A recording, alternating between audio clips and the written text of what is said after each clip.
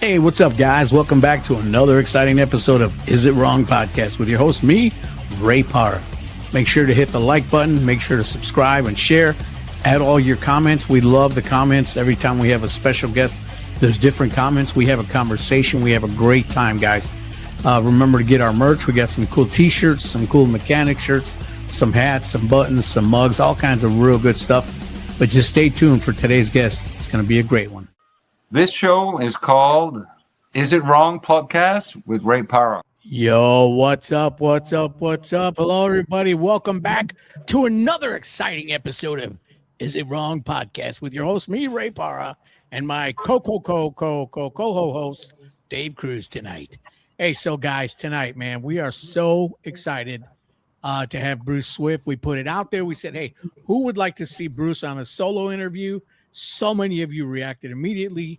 We're going to be talking about why his name is not on a top list of the who's of guitar players. Great guitar player, great man of God, great brother. Ladies and gentlemen, welcome Bruce Swift, Nick Layton, and Sean Siles. Oh, I lost Sean. Well, we'll get him back. And we lost Fern. Anyways, here we go, guys. Welcome aboard. How's everybody doing today? Good. Hey. Thank you for that kind introduction. Don't act all shy, Bruce. Your hair needs to be longer, Bruce. I gotta catch up to Nick here, man. Yeah. Yeah. I'm working on it. It's getting a little more, but man. I'm starting to thin out, so kind of, trying some new things. Hey, as long as you don't look like this. There you go. There you go. Hey, Terry Rich is on. Ralph, all our good friends, man. Hey, so also joining us, like I said, we have Nick Layton, guitar player, Reign of Glory, also from Firewolf, and you got a new project, Moonlight or something like that. Moonlit Masquerade. Moonlit Masquerade. You got Yeah. it. Yeah. Nice. And then Fern Hernandez, he keeps coming in and out. We'll get him here back eventually from the band Paradox, and now their new band is called Metamorphosis. And I think it's most of the same guys from Paradox. They toured with us back in the day. And we're also going to be joined by Sean Silas from Iron Wrath. He said he may be a little late or whatever, but we'll get him on when we do. And to all our guests, Ed, Ralph, Seth Matoyer, Metalhead, yes, Barry, Nick, all the people that are on here tonight, do like we do, man. You guys ask questions to Bruce, and let's just have some fun, man. Y'all ready? Bruce, you ready? I'm ready. All right, man. So how you doing today, Bruce? I'm doing good. Good. Just we've been very busy at work, so life is festive. We were keeping rolling, and I'm a painter by trade. I run a paint company, so we're pretty dang busy and never a dull moment. But that's good. Means I'm paying the bills. I love that cruise control. yeah, right. That's no a doubt, love man. offering right there. Yeah, bro. So yeah, I had that conversation with the guys in Metal Church. They're like, "Yeah, we don't make no money, know." And we know that, Bruce. But Bruce. So I wanted to get you on here, man, because for years I've been telling you that I think you're just such a great guitar player and just a great brother. Danny Martinez is on as well tonight. Hi, Danny. But Bruce, you're just a great guy, man, and I just love you to death, man. And I just wanted to get a lot of people to say, how come Bruce is so underrated? What's going on with him? And before we talk about that, I know Nick wanted to ask you some questions about your gear and stuff. So I'm going to hand it over to Nick right now. Nick, remember, talk loud, brother. We're going gear right away, huh? Okay. Yeah, let's do it, man. All right. Okay. So here's what I'm wondering, because everything's changed now with the digital stuff. And you can see I love my tube amps and all that, but I just got back from Sweden and I was carrying around an analog setup and it was just too heavy. Yeah. And I bought myself a quad Cortex. And for flag gigs, I'm thinking about doing that. So how do you do things now compared to back in the day? Well, back in the day, it was always boogies.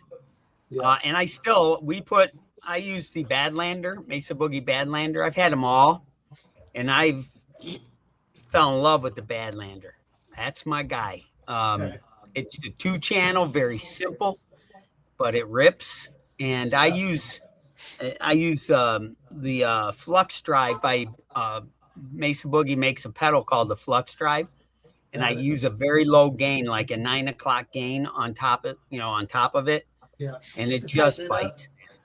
Yeah, and so what we did is we put the Badlander, mic'd it, and we recorded it into the quad cortex. And it sounds, dude, you cannot tell the difference. Okay. And I'm sure there's some slight stuff, but now when we record an album, when we're going to start recording here, I will use my Badlander. We'll mic it up and I'll use that. But definitely the quad cortex is an amazing unit, especially, we are in Germany. And so when we go to Europe, the same thing, I'll use the quad cortex and it's great, dude. And I'll bring a pedal board or a couple pedals. Because again, you don't want to be carrying all that stuff on the plane. Right. So, I just use that and a couple pedals and, I'll get a wah, a couple little things and we're off to the races. Now, do you run it out to a cab as well as the front of house, or just front of house? No, we just go to the house. Yeah. Cool. That keeps it simple. Yes. Yeah.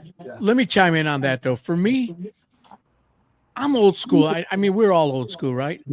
I love what you're doing with that, Bruce. But man, I wish we could go back to all the amps on stage and all the sound blast in the back of your head. For me, you just tend to feel that more. I don't know. Like I said, I may be old school, but I just love that, man. Yeah, problem though, and Ray, is now it's all in-ear monitors. It is. Everything we're hearing is in those in-ear monitors. I don't even hear the amps in the back anymore. Right. So it's almost like, it's the new world, man. It's gotten much easier. I don't want to compromise tone. Right. So I was very skeptical about the Cortex, and I decided I was going to try it. And I am so glad I did, because it makes life a lot. I use it at church. Yeah. And it's amazing. I love it. Now at Immortal Fest, when you guys play at BMI, do you guys don't mic the amps? You guys are just DI, right? Yeah, same. That's that quad cortex. Okay. I used to do the amps, and then I'm like, I don't even need to, man. This thing is so simple, and it's dialed right in. I don't have to do anything. It's just dialed in. I don't have to mic an amp. I don't have to mic, the cab. Nothing. That's what I meant, the cab. Yeah. It's just dialed in, and it rips. Very happy. So hey, Ralph wants to know, what's your favorite guitar you love to play, and what's your favorite cabinet? Well, my favorite cabinets are Mesa Boogie. Probably right now. Hey, whoa! We saw a little too much there, Bruce. A little booty crack there. Well, that was a little bit of this. Oh my! This Ladies and is gentlemen, Bruce's butt guy. Nick. Only on the Is It Wrong podcast. There you go. Are you familiar, Nick, with Anderson guitars? Yeah. Yep. Yeah. So this one is my newest. Ooh. Upside down headstock. That's beautiful. Oh, that's nice. And it's all silver. I love that. Floyd Rose, real simple again. I just had this one made probably about a year ago. Okay. And I love this thing. And then I have a white one of this, but with the standard headstock, and it's white. And I've had that for years. Yeah. But that one, those two are my go-tos. And then in a second here, I got to run and show you my newest Anderson. But I play Andersons. I love them. There's something about them. I love them. And, I do have the Music Man Majesty for my elephant tuning, which I'll share with you guys after a bit, how I tune that. Yeah, and but that's it. It's pretty much Anderson's. Yeah. I do want to get, and I'm not sure, it's probably going to be this summer. I want to get a Gibson Explorer. I'm trying to see if I have a picture here of it.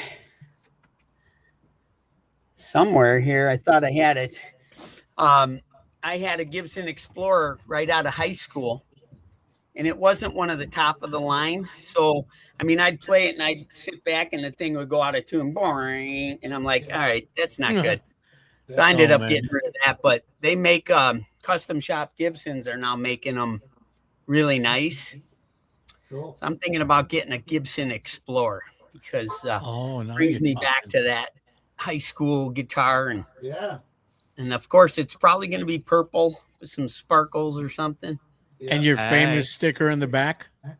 Yeah. Thanks to Fern. Hey, he swears he didn't do it. Hey, Ari, our buddy Ari in Germany wants to know how many guitars do you have?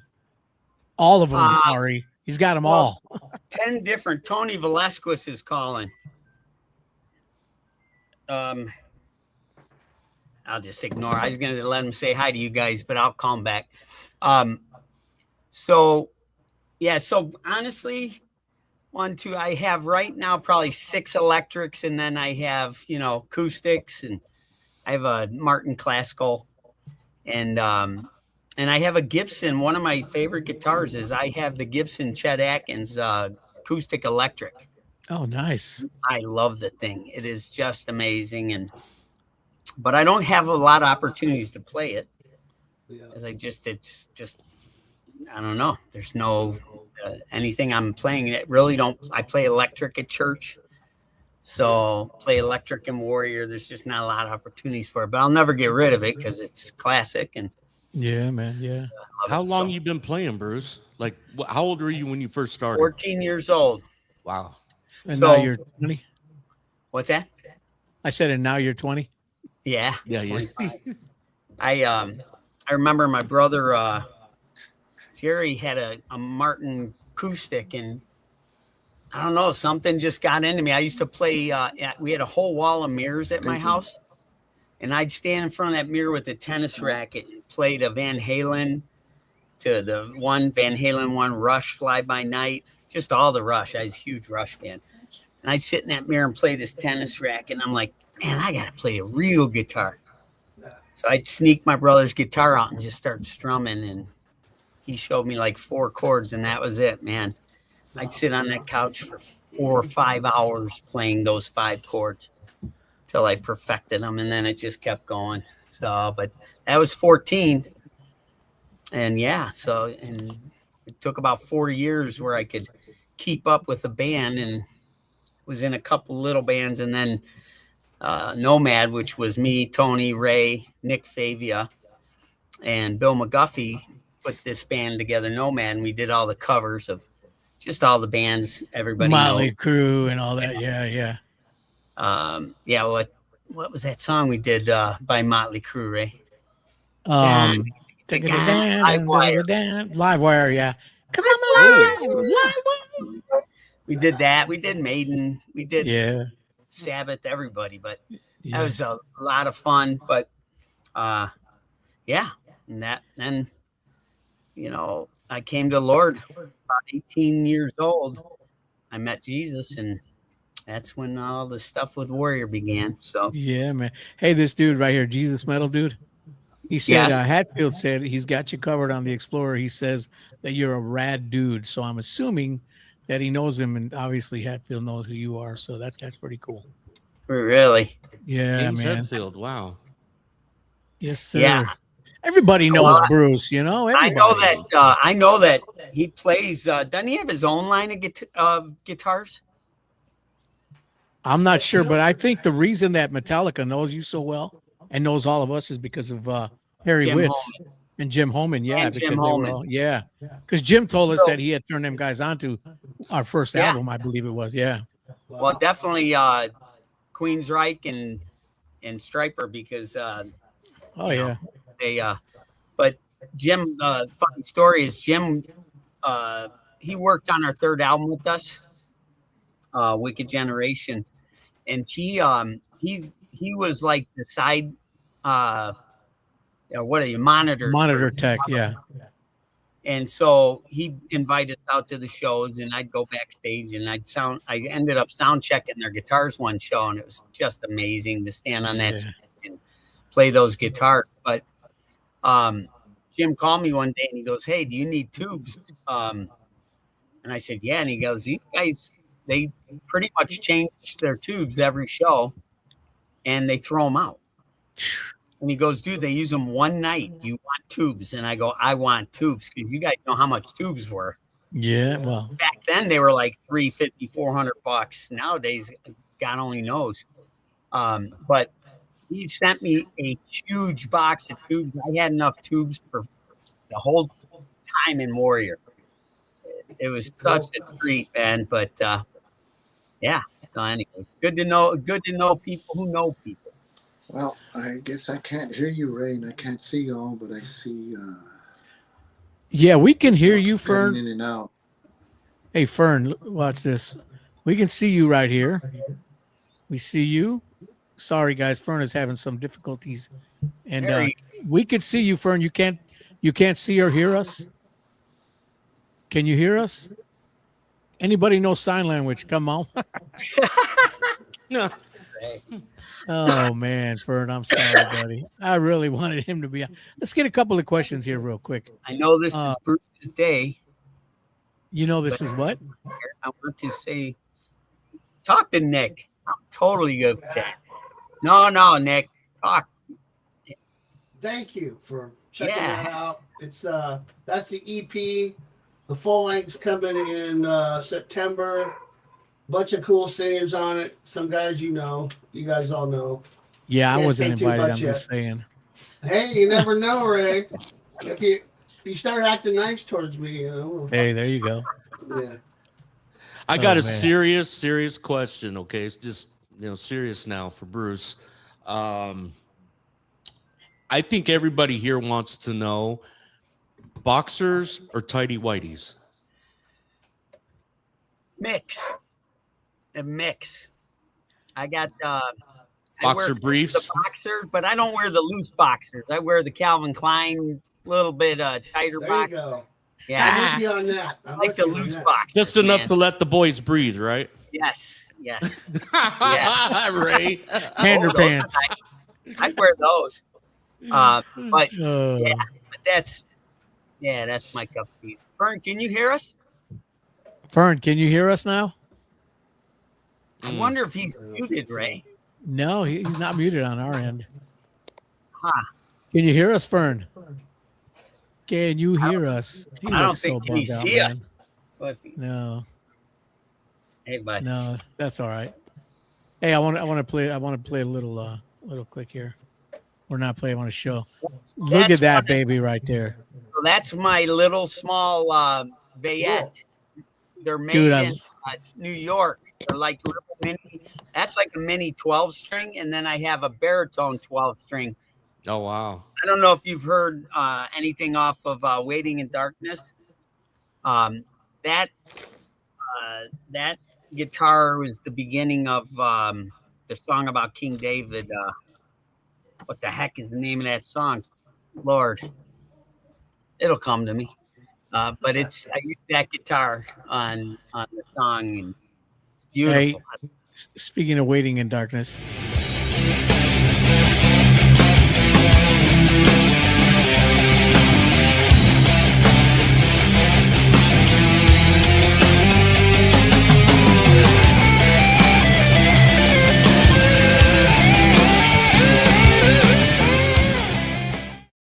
I love that song. Oh yeah. Yeah. I was telling Ray that I came to the game late. Okay, I didn't even know of Sacred Warrior till 2015, and I know. How's that possible? Crazy, right? Well, I got saved in 2001, in the fall of 2001, but I didn't start listening to Christian metal until 2005. And the first Warrior song I ever heard was Waiting in Darkness. And it also happened to be the very first song that I ever played on the very first episode of the Covenant Metal Show back in 2015. Nice. Yeah. So Nice. it started it off with you guys. Yeah. Danny Martinez says Bruce is awesome. He is a steady hand and a solid player.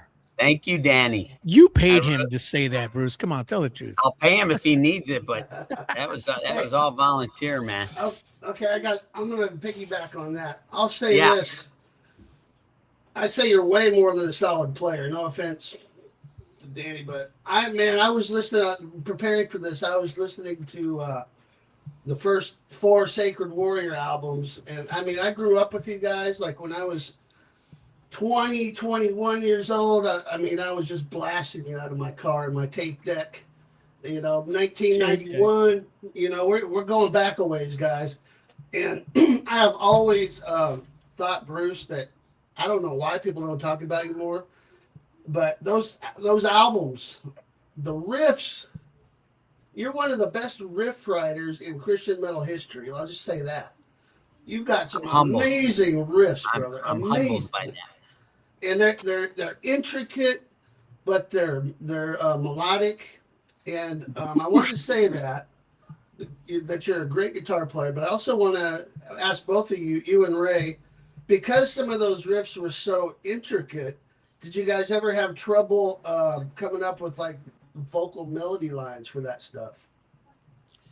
Yeah, I'll answer that because a lot of times, so what we were doing was the guys were in one room writing the music, right? And Bruce would come into the studio in the mixing room with me and he'd say, hey, Hubba, this is what I got. Here's what I'm hearing for that song. And then I would take that and I would sit in the room with it. And we used to rehearse 3 hours a day, 3 days a week. So those 3 hours, I'm only working on one song. Was what? Oh yeah, it was a lot. Start. Yeah. Then we went to 3 because our wives told us if we didn't, we're all getting dumped. Yeah. My wife's like, no more 5 nights a week. So. No, man, exactly. But so here's the thing. So I would take the whole 1 or 2 nights just to come up with a chorus or a verse or something, because the way that Bruce writes. I've had so many people that I'm going to use Larry Worley for an example. He's part of the band now, right? He came on the band and he thought, I can pick up these riffs, because when you first hear them, you're like, oh, that's pretty easy stuff. But when you go to play it, you're like, holy crap, that's really different. It's not your regular, you know what I'm saying? Your regular arena rock riffs, and Bruce is writing. Hero, man. War-torn hero. What a riff. Yeah. Well, and that's got that driving Mesa Boogie thing that just rips, where it goes. That's that boogie ripping, man. There's just some, and that. Hello, Eli. That I used to use a Mark III. I'll tell you a funny story, because when we recorded our first album, Rebellion, we did it with Caesar Kalinowski. I used a Galen Cougar, and then he put a Marshall through it. That was the first album amps. And man, I thought it sounded great. And they salvaged it for Rebellion. Still probably one of my favorite albums that we've done. Yeah. Just because it was the beginnings. And Ray, speaking back to vocals, I remember that I had written Sword of Victory. And that song is so melodic. And that song just has the riffs, Nick, like you're saying. Kind of that cool, heavy, but melodic. And I went in that room and I kind of told Ray what I was thinking and blah, blah, blah. Well, then we rehearsed more. I came back in later and you had that chorus. Yeah. And I was just blown away. I'm like, that is classic Ray right there, man. That is, to me, just grabbed me. I'm like, this is going to be one of the best songs in this album, because it's so singable, and it's lyrically, we will all walk in victory with the sword in our right hand. Yeah. The sword is God's word. And we should ask everybody on here and everybody who will watch this later, who thinks we should do that song at Immortal this year? Sword of Victory. Let's go. A good challenge. It'd be a hard one to learn again. I know. That's a tough one to get live, man, but we could probably do it. We did it once, and I didn't feel like I nailed it. And sometimes I back away. I'll tell you one of the songs I really want to add, Ray. I'm just not sure, what your thoughts are, the guys, but I'd like to do Children of Light. That song has so much flipping energy live. Yeah, And- man. Temples on Fire, dude. That one too. Yeah, we do temples. We yeah, do that always one. do Yeah. temples. Yeah, you guys do. Yeah. Always. Hey. I love that song. Bruce, we were talking earlier, Yeah. you and Nick, and well, all of us who were on here, and this question that Michael actually went on tour Europe with us one year because Steve couldn't make it. There So you go. that- There it is. There you There's the go, answer to your Mike. question. Talk about the baby powder, Bruce. I used the baby powder for whatever reason. Somewhere 30 years ago, I thought I'm going to try baby powder because my hands would stick to the neck. Hey, Steve, my hands would stick to the neck if I sweated a lot. So I Yeah. put baby powder, and people are like, "Doesn't it make your fretboard?" I said, "No, I clean it." And I've been doing it for years and had no issues. So It doesn't come up or nothing, right? no, That's awesome. I love it, man. I use it at church. People are like, "What the heck is that guy doing?" But it's what I do. So Oh, that's great, man. but Turn yeah, around. but You don't see thank nothing. you, Nick. I really appreciate those kind words, dude. I really You're do, welcome. and I'm humbled. And I'm gonna be honest with you guys about something. It does not bother me that maybe people don't recognize me as a great guitar player, because I'm promising you from the bottom of my heart, it's not my aim in life to get people to think I'm a great guitar player. Right. It's my aim in life to honor God Yeah. with my Amen. talent and with my abilities, and that's what I've done. I had somebody say to me once, and I won't say his name because I don't want to ever put somebody on the spot like that, but he's very close to me, and he said, "Bruce, if you would quit talking so much about Jesus, you guys would be so much bigger." And I said, "I don't want to be bigger. I want to talk about Jesus." Yeah, man. And You're I not made out that to be a promise rock to- star. No, not No. interested. I made that promise to the Lord as Jesus. I don't care, man, if we don't have a huge following because we talk about Jesus. I don't care, because if we can reach a few people with the word of God. Hello, Glenbo. That's the That's man the man- responsible for all of That's it. the man who led me to the Lord, and then was really responsible for many people coming to the Lord through Sacred Warrior, Yeah, We love and you. including Sacred Warrior, including Tony, all and then Sacred me. Warrior. Yeah, man. Yeah, Glad we which love we you, can man. talk a little bit about that too, Ray, kind of the beginnings, but if you want, but Yeah, Um, yeah. because that was a pretty funny story. And blessings to you, Alan. So yeah, so that's pretty much where I'm at with the whole thing. I'm just not, I mean, people have told me, "Bruce, man, you're unique, you're this, you're blah, blah, blah." And I see sometimes these guitar things and I'll never make the list or something every now and then. And I think, hey, that's okay, man. I'm okay with it. I just always looking to try to, like you said, Nick, trying to write a riff that is catchy, but not, where it sounds like everything else out there. So Yeah, man. that's hard to do, man. And Nick, you probably know that. It's not easy to write riffs like that. And Not easy at all. And you did a Nick, great I job. always, Go ahead. yeah, I always tell you that I think you're a great guitar player too, and He and is. you're recognized by a lot of people for that, because I think mainly because you post a lot of videos, but you are a great guitar player, and Thank you. it's I'd just like to echo though what Bruce was saying, that when we're talking about the gospel, we're presenting music out there that's talking about the gospel. It can't be about us. right. And I mean, obviously we want to play to the best of our abilities and honor God that way. So I'm totally on board with that. Mhm. But man, I totally resonate with what you're saying there, Bruce, about just let God have the glory. Let people can say what they want, and leave it to guys like me to prop you up though, because you deserve Thank it, you. brother. Yeah, and I Yeah. appreciate that. I'm humbled. Great. Vern, do we got you? Ladies and gentlemen, please welcome Fern Hernandez. How you doing, buddy? I'm doing good, man. I was having some problems with my phone, and finally I just gave up, and I'm using my wife's computer. Nice. I'm glad I finally got in and wanted to give congrats to all the guitar players out there, and of course, mainly to Bruce. Yeah, man. Known as Barbie. There you go, Barbie. Barbie. Now, he's such a great guitar player. He's awesome. I was listening to the latest album, and I wanted to ask Bruce one question, if I can. Can you hear me, Yes. Bruce? What's with this? You have a different singer, and it's not Ray.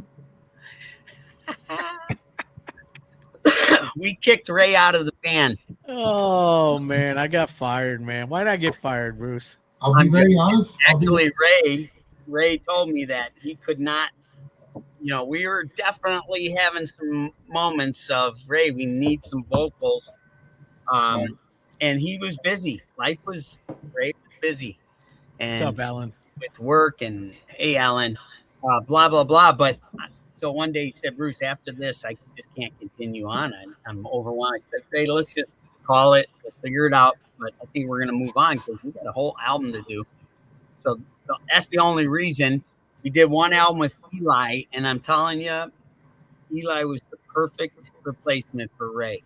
If there's anybody that could take and fill in for Ray Parr, it is Eli. Not as good looking though, but maybe you guys are tied. But I will say this: Eli is, and I think he's on watching, and I'll honor him a little. But he is a wonderful human, and I was going through a real lot at that point because I had hip replacement surgery, and then it got infected, and we had a lot of problems. I was sitting for 6 months on my couch, and I would write songs all day. I'd just write. And then I talked to Eli on the phone. We talked for an hour or two. I'd sit in my backyard and talk about melodies and all that stuff. But I really have a special place in my heart for Eli, and I'm grateful. But then at the end of that, we started working on new stuff, and just it didn't feel right anymore. And I had been back talking with Ray, and I just really felt like I think we need Ray back in this band. I'd love to have Ray back in this band.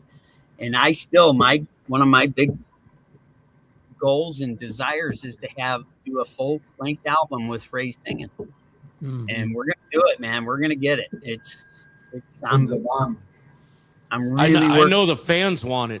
They want it. I do too. And we all do now. Yeah.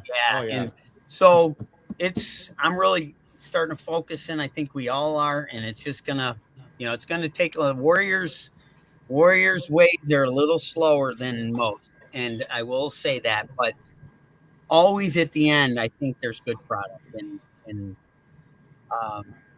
I think one of the cool songs too that I really like was you guys familiar with the song Blood River? Did you guys ever hear that song? Oh yeah. Yeah, we posted that. That's a cool song, right? Yeah. Yeah, man. But I don't think people have never really talked about it. And I'm like, that is a stinking ripping song. And Ray, you came up with the melody on that one too. I had nothing. And Ray sent it to me, and I'm like, dude, that is perfect. I love it. So when Ray feels something and flies himself, good things come. And I tell him, Ray, you make time. You are great at writing melodies and lyrics, but you obviously it struggles time. That's why I kind of told him recently, Ray, we got to put a band on projects because we need you focused on Warrior. And obviously your podcast is awesome. You're focused on that, and that's totally awesome. But right now, we need you focused so we can get an album done. And, I talked to this guy who, Rick Current. He works for Superior Drummer, and he's a part of that team that designed Superior Drummer, which is quite a killer program. But I was talking to him at a coffee shop. And he had just read hoping there, Barry. So we were talking about it, and he said, Bruce, what you need to do is you need to get 20,000 Sacred Warrior fans, if they're out there, 20,000 Sacred Warrior fans to commit to buying one album a year at $10. He goes, because we all know streaming is still in the business. Mm-hmm. So if you get your loyal fans to sign up to buy one album a year for $10, you give them, whether it's on vinyl or whatever it ends up being, or we set up a streaming thing where they can download it. I know you can just go on to places and download it, but the struggle we're having is, as a band, there's financial stuff that we have to pay for. For instance, Steve was talking about it today, all this stuff that we have for doing live rehearsals that cost money, websites cost money, all these things cost money. And if we're really not selling much music, you make pennies off of streaming. It's really the tragedy of music now. They've cheapened it so much. So we as a band need to take serious and get our fans to support. Love you too, Glenn. We need you fans to support us, but we need to give you good product. Right. Ed Mackey said he's in, so that's at least one album we'll sell. We gotta get some Warrior fans to sign up for this, Ray. And yeah, man. And then it's gonna make us feel so much more. Not that we wouldn't do it without it, but it's gonna make us feel so like we're accomplishing something. Hey, we're not only just putting out product, but we're being rewarded to be able to financially have money to do things. And that way, if we can go do a show and not have to be paid, or they can't pay, guess what? Right. We got money in the bank that we made off our album that we can go do it still. Yeah, Ed Kickstarter. That's good. Yeah. Yep. But so if we reach out, and we don't need money up front, all that stuff. We will provide a done product and say, hey, will you commit to buying this album? And if we can get 20,000 fans on board, I think that, and this is what Rick told me. He said, you will do much better. Streaming is ripping you off. You need to now get your fans focused on you guys. Yeah. Hey, Bruce. And a great idea. Yeah, man. Hey, I want to say something. Y'all know Terry Rich. Hi, Terry. Him and his wife, they came and spent the weekend with us last week, and we got to talking about something, and something he said to me really blew my mind. Terry, well, I don't know if you want to text it on here or what, but he told me that he was hanging out with Glenn Kaiser, and Glenn Kaiser told him one day that he had an aha moment, if you will. And he said that Glenn Kaiser looked at Terry and he said, I finally came to the realization that I'm never going to be as good a guitar player as Bruce Swift. How cool is that? How cool is that? I'll never be as good as a singer as Glenn Kaiser. Yeah, me neither, but hey. Hey, the other thing about Glenn, though, he is so different than me. Right, yeah. He's a blues man. Yeah. Man, and he is so dang good at it. Yeah, man. It's a natural, right? Yeah. Glenn Kaiser bleeds blues, and he bleeds that voice, and he obviously is one of the most elegant people I know to talk to about Jesus. Yeah, man. Res Band was our first tour off of Rebellion to the United States, and I'm telling you, you cannot ask for better people, right, Ray?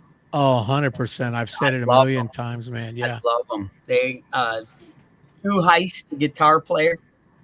Man. Sit out there and I'd watch him like this guy is so interesting the way he plays the guitar. Yeah, man. At first I didn't get it, and I'm like, I don't know, I don't get it. But then you watch him night after night and you go, wow, I get it. This guy is so unique, man. And anyways, I just was really impressed with his guitar playing.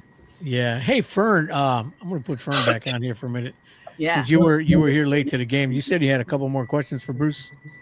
Yes, I wanted to ask, by the way, I like that on your latest CD, is it Fallen Hero?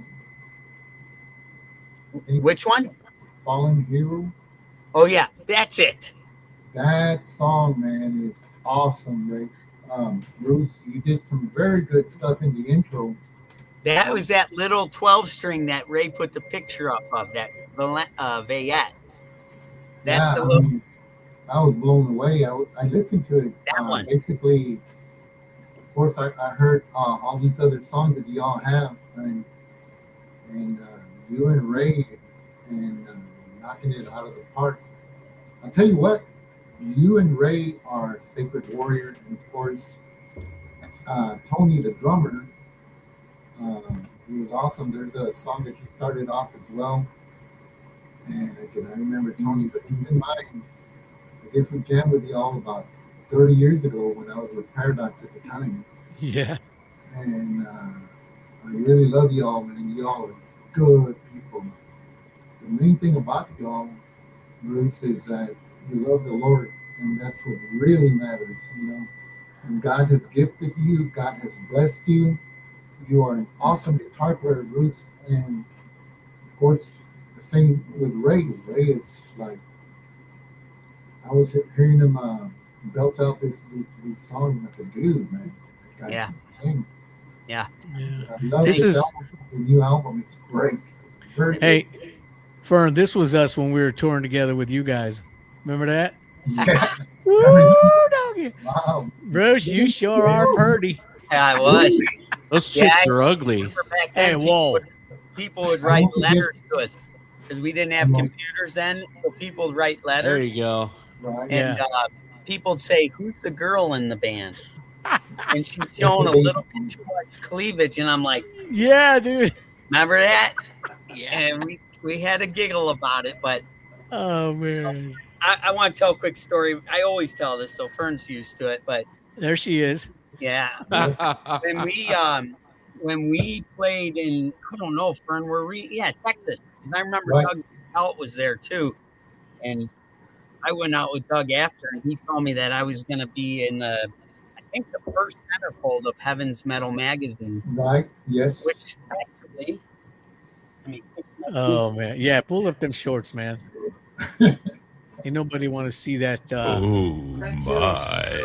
Bruce. this was. We sent him a picture. Yes. Got my Vengeance shirt on. But anyways, he told me that was going to be his first centerfold, color centerfold. So, which I'm still honored by that. But so we're doing this show, and on my guitar, that white guitar I had, that was a custom guitar made by a local guy. I had Jesus painted into the back of the guitar, so if I'd flip it, it would say Jesus. So we're doing the show, and I'm up front there doing my thing, and it was during He Died, and actually it was my Randy Rhoads guitar. The creamer one, wasn't it? No, it was the Shark Tail Randy Rhoads. Oh, yeah. We did He Died with it, and that's when I'd flip it. So we doing He Died, and I'd do my thing, and I'd flip it, and show people Jesus. Well, I noticed everybody is laughing.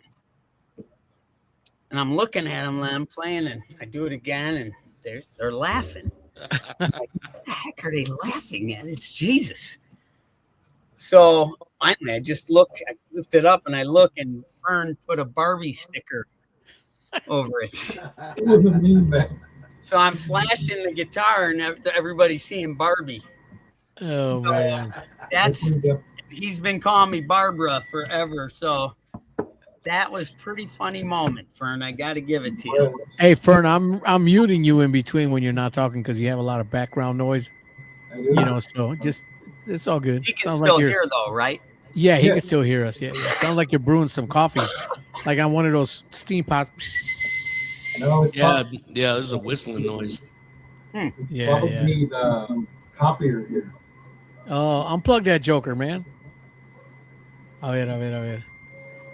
Oh, no, it got mad. Now it's getting louder. You know what? It's a PC. It's a PC. There's Oh, nothing okay. about it. All right. I'm going to mute you back again for now. All right. But anyways, Bruce, Yes. so many of you don't know, and many of you do know, Bruce is also doing a little bit of solo work. I'm going to play a little piece from one of his little solo deals. Just because you want to explain the style that you're doing here, Bruce, and what it really is. Well, I'd probably say it's just, again, it's stuff that just comes from my heart. But as I listen to it, it's probably very Satriani inspired at times. Yeah, man. yeah, I'm still working on some new stuff right now.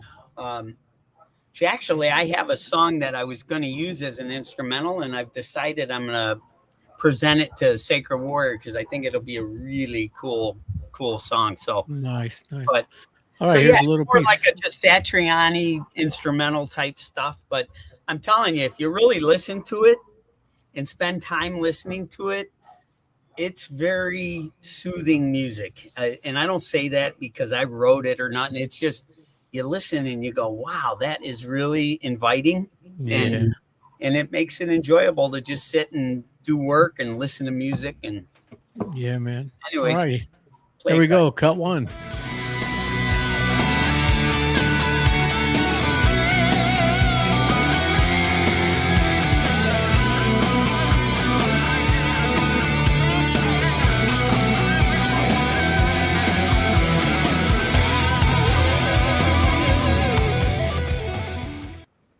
That's beautiful. Cut two.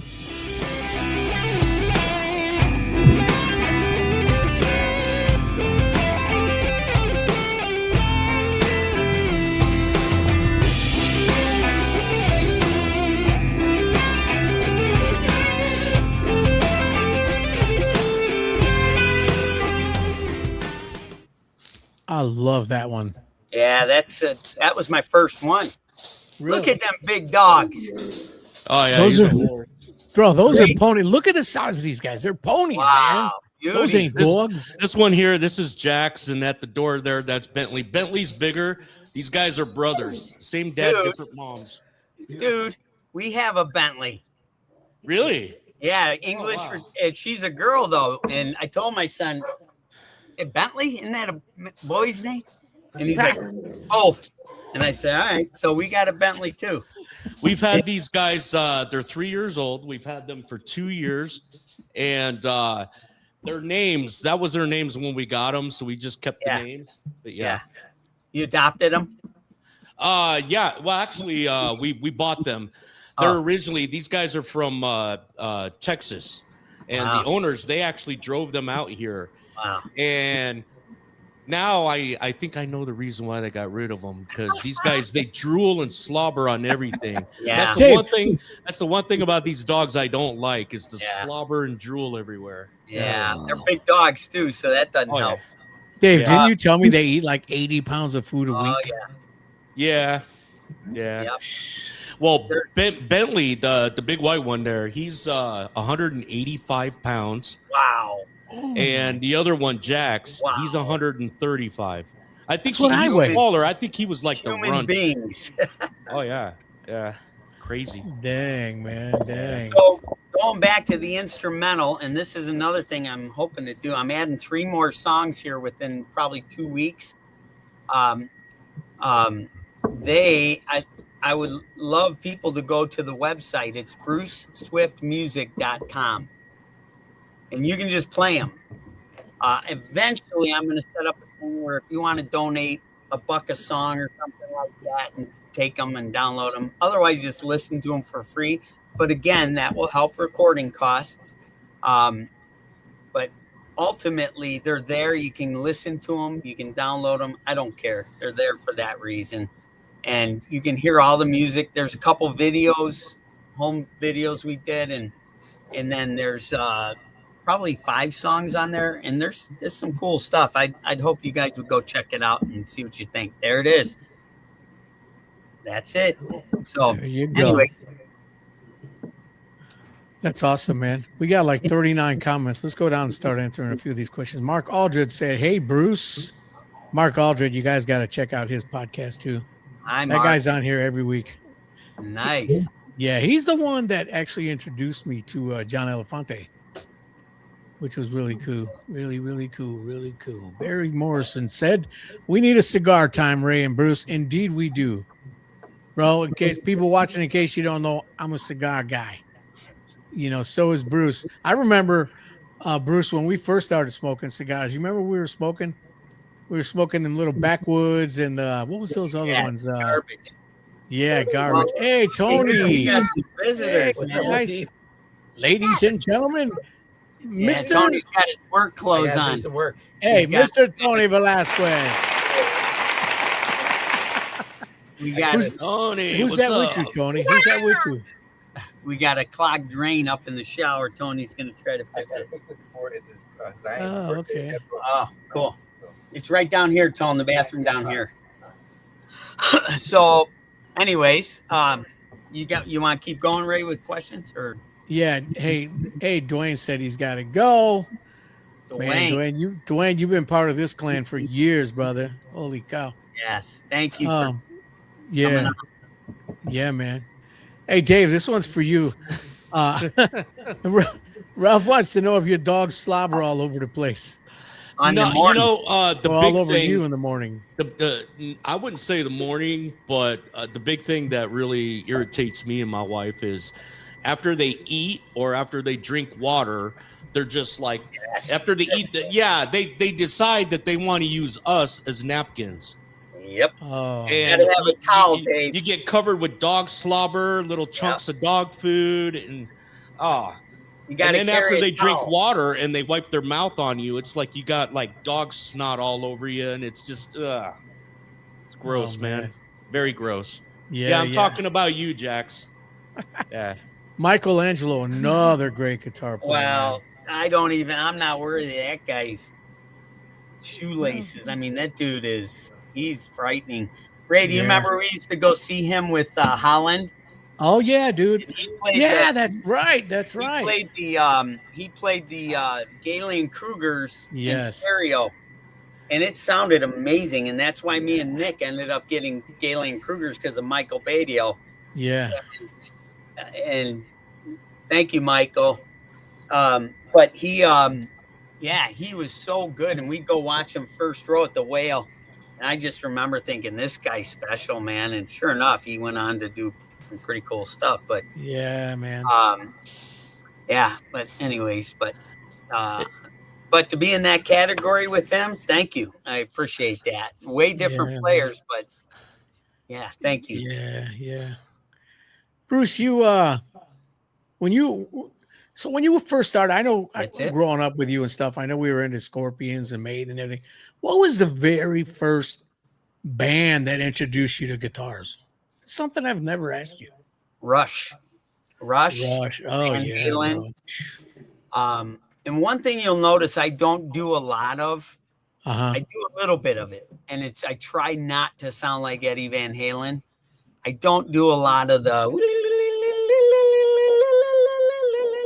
2112, that's right.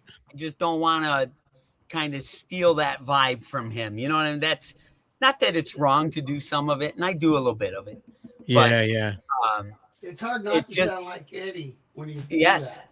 Yeah. Well, and I try making it so it doesn't, and that's hard to do because that guy, I always say that people say, who are your favorite guitar players? And I'd say number one would have to be most influential guitar players. Nick Layton. And All right. of course, Well, I mean, Yeah. number one would be Eddie Van Halen, not because you think about that guy is the only guitar player that I know of in this world that has a hit for a guitar solo. Yeah. Yeah, Eruption. Eruption. Oh yeah. How many guitar players have a hit on I still hear it all the time. Heck yeah. Eruption, and I'm like, only Eddie's. So just for that, the guy has earned it. And that's just. I wish I knew her name, but I came across a video one time. There was this girl. She was on this electric violin. Oh yeah. She played that note for note spot Yes, on. I saw that. Yeah, Yeah, it was on American It was Idol. amazing. Yeah. It was amazing. Yeah. crazy. Chad, Mesa Boogie amps, and I remember my brother Jerry when we were first in Warrior. He did really good on a job or something. And he came to me and I was still using that Galen Kruger, and I thought it sounded great. And Ray, you'll remember this. He came and said, Bruce, if you could get an amp, what would you get? And I said, a Mesa Boogie. He goes, let's go. I'm going to buy you one. Yeah, I remember, man. I went downtown Chicago, and he bought me my first Mesa Boogie Mark III. And I brought it back to the studio, and I hooked it up. And the next day, Ray, we were jamming. And you're like, bro, you sound really sloppy. And I go, I do. What the heck? And so I kept playing, and it was like Terry Rebellion. So he asked what the first song. I remember I wrote Rebellion, Ray, at the end of Nomad. Yeah. I started with that riff, and then that was the first song we worked on. But Yeah. yeah, so Hey, yeah. but Hey. Go ahead. No, I was just gonna say I told you that some people had been asking about you maybe playing a few licks. Can you do that for us? Sure. What Anything. licks? Anything, bro. I've had many people asking about. I think I told you this yesterday. The Rebellion, I think it was.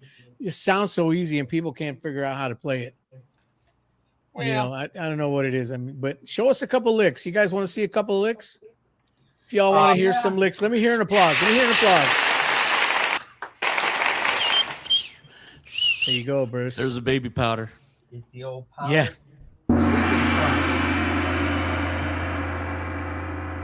So I probably should let me put this down a little bit more if I can. Let me back up. So can you guys see it? Yes. And then tell me. Yeah, baby. Yeah. Can you hear it? Oh yeah. Yes, sir. Oh yeah. Woo! So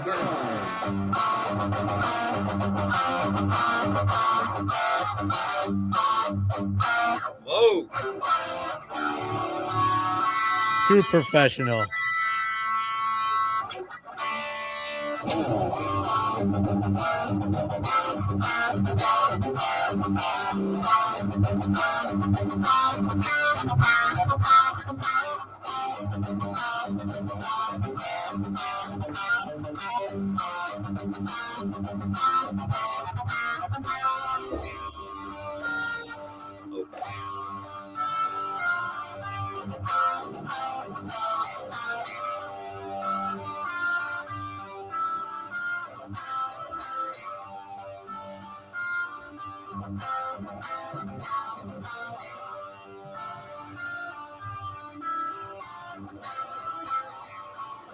That's a great idea, Tim. While you're playing, Bruce, keep going, Bruce. Tim said Bruce needs to do an instructional video for guitarists wanting to learn Warrior songs. I'd be willing to consider that. The one part I love, Ray, and especially live, Yeah. is when we go into the. Oh yeah, bro.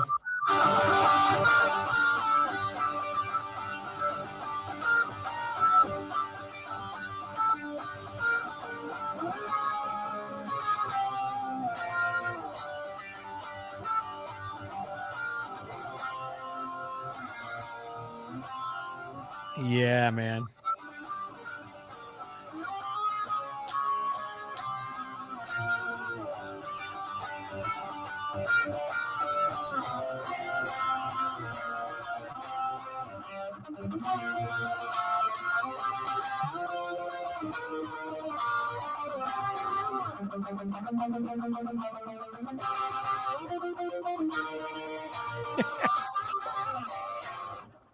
Scott Kern said, I'm a Swiftie. We got lots of Swifties on this show. Nice. And Oh, I turned man. that lead over to the mighty Larry. So Larry's doing that lead now. Yeah, he is.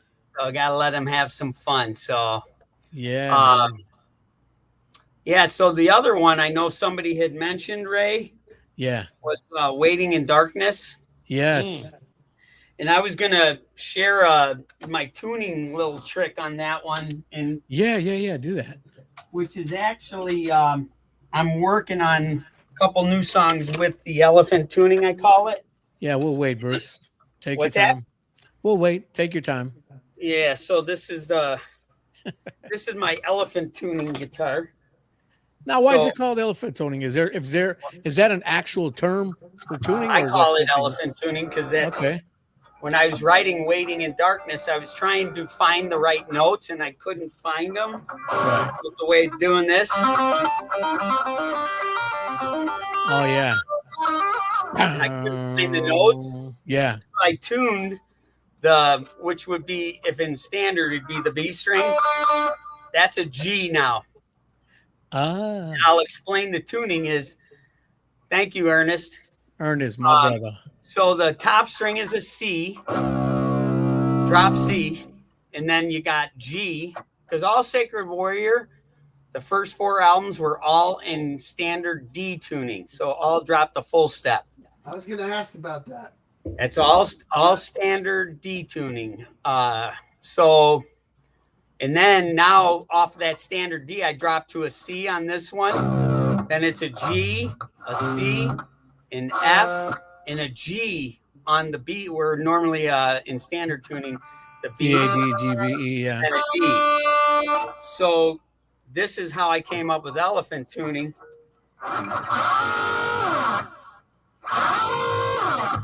Nice. Hear that? Oh, yeah. Ah, okay. Sounds like an elephant, doesn't it? Yeah, dude, that's pretty awesome, man. So I was going down like this. I'm like, sounds like an elephant. So I called it elephant tuning. And that riff became, because of the way I tuned it,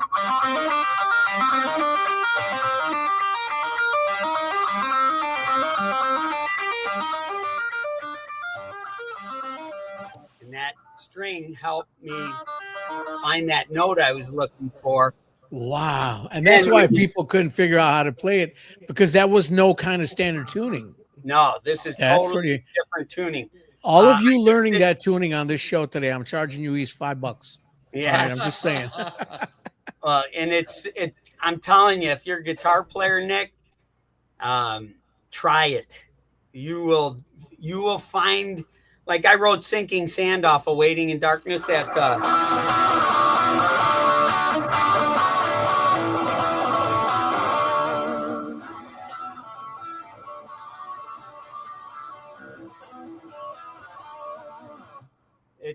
it gets that bite, and then like on this part of Waiting in Darkness where it goes.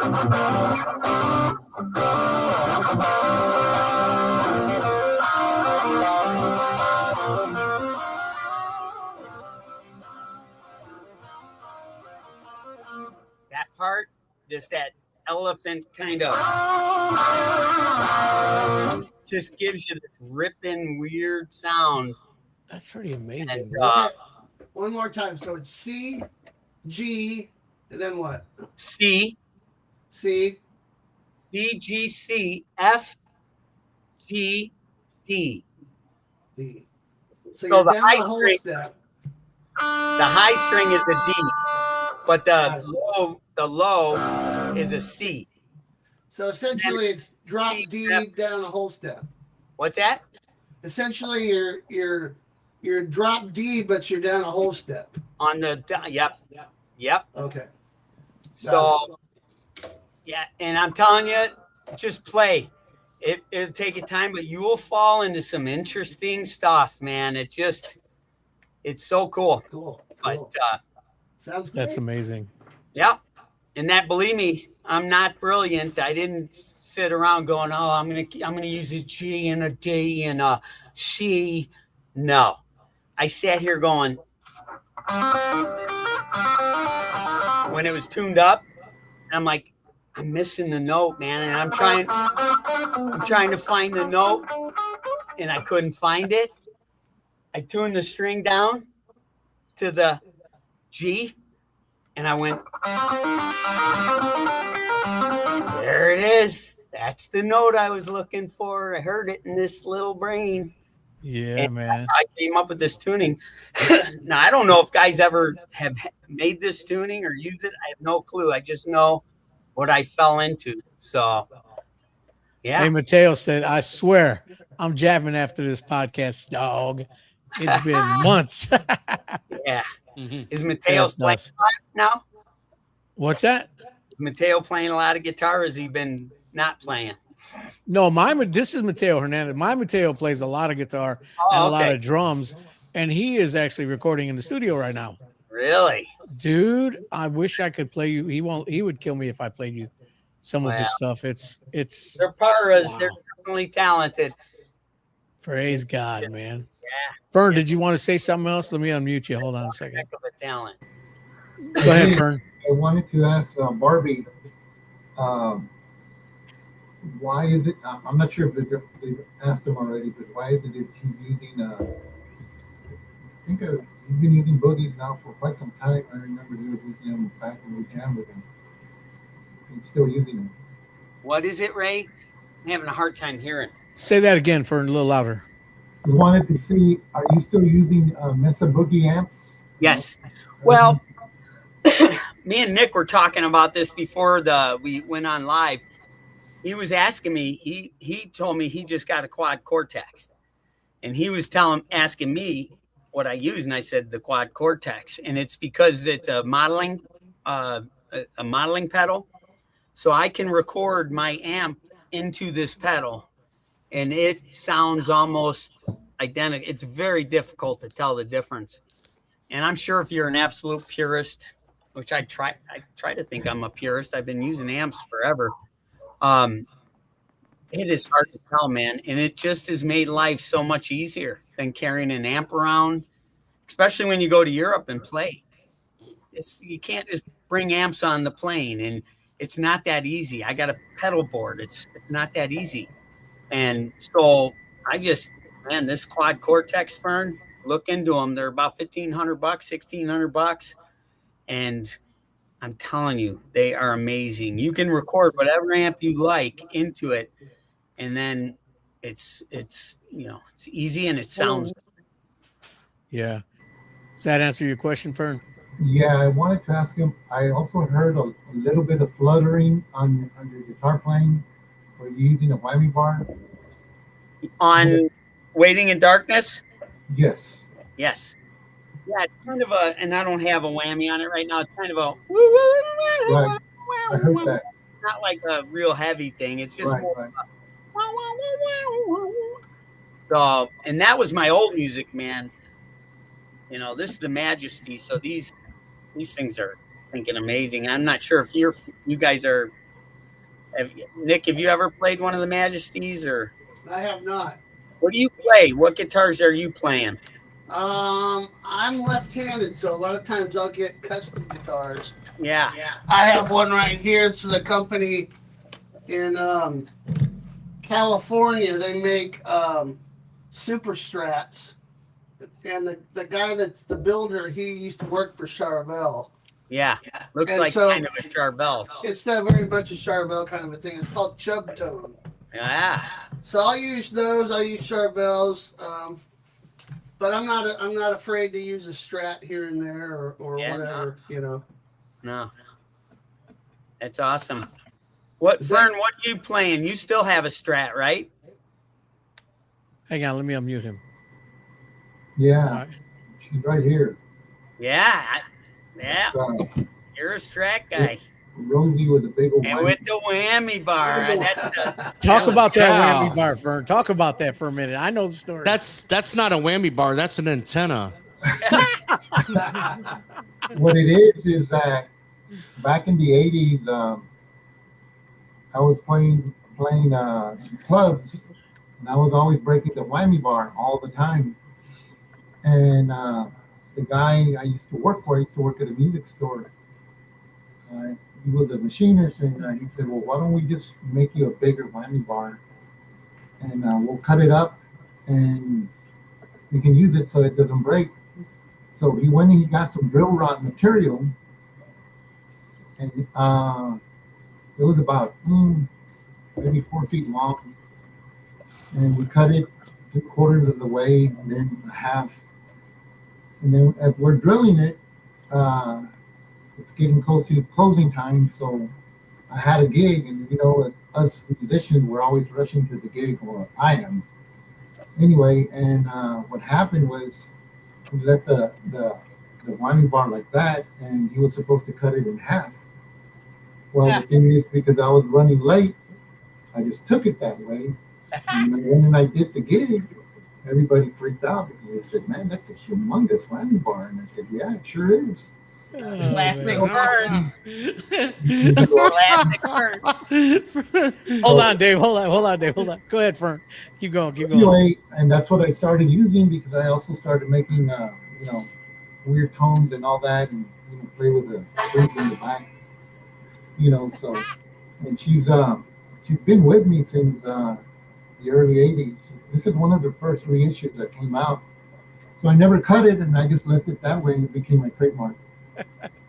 I love it. All right, I Dave. remember that whammy bar. Yeah, man. Go ahead, Dave. Go ahead. I was saying right here, you had it up on the screen, Ray. The Jesus Metal dude said Fern can jimmy his car to get his keys. or poke somebody's eye out with that thing. Yeah, there you go. Hey, Ray, somebody asked when Fern was talking, somebody asked about heavier strings on elephant tuning. Right. And Right. no, That was Jesus Metal dude. Yeah, heavier strings on no. So I always forever use 10 gauge strings.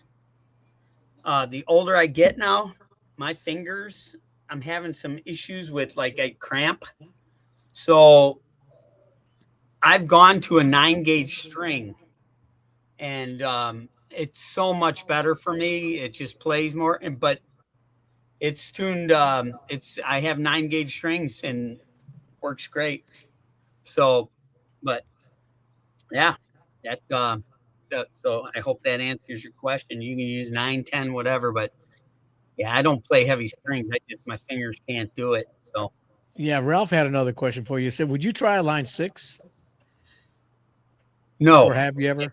Why? Not that they're bad. They're good. I mean, who's that? Lincoln Brewster uses that line 6 one, and dude, his tones are great.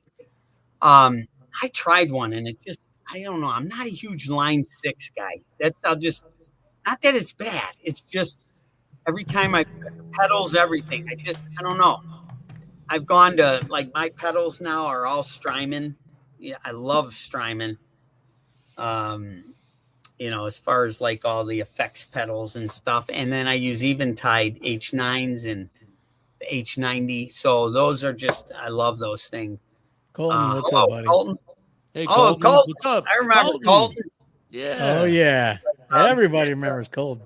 Yeah. Good kid. So yeah, that's that. And but line 6 they're great stuff. People use them. It's just not for me. Yeah. Lincoln Brewster is amazing. Excuse me. So yeah, that's awesome, man. I have a quick question for Nick, actually. What's up? Yeah, this just popped in my head, man. So if I don't say it, I'll forget. I don't know if you ever covered this particular song in any of your, live guitar playings that you do. I love watching those, by the way. But More Than a Feeling by Boston. You ever covered that? No, I haven't. The next question would be why? Well, sometimes on those really famous songs like that, you can get copyright strikes. Yes. On YouTube. Yeah. And so Really? I avoid like I love the Eagles and bands like that, but you can't do it, or they'll give you a strike. And if you get 3 of those, they'll take your whole channel down. Wow. Oh, no kidding. I got a strike, but check this out. I got a strike from Ingve's management because I did one of his riffs, and they said no, you can't be even just like teaching the riff. I wasn't even like. That's weird. It's like you think he'd be honored that you're sharing his music. I just don't. Other people onto him, but yeah. Nope. So yeah, I got to be careful about which songs I do, but that's a great one, Dave. That's a classic right there. Oh yeah. I think they were mad because you probably did it better than Ingve. I'm just saying. No, that's it right there, man. Elvis Blade, what's up, baby? Yeah. Alabama. How you doing, Elvis? Yeah, man. Baghead used the Boss guitar pedal. Who's Baghead? I've heard of him. He literally puts a bag on his head, like a paper sack. Well, what was that guy Buckethead? Yeah, that's who I'm thinking of. Is Buckethead. Yeah, no, that's Buckethead. Kentucky Fried Chicken bucket. Yeah. Cut out the eyes and the mouth, and I was like, it's like that one funny guy that's got the tape over his mouth. His name is Tape Face. Yeah, he never talks. Yeah. Bruce, was Michael Schenker an influence? Very much so. One of my top 5. Okay. I hear the melody. I hear the melody in your lead playing. Probably my top 5 are Eddie, Alex Lifeson, believe it or not. Alex Lifeson.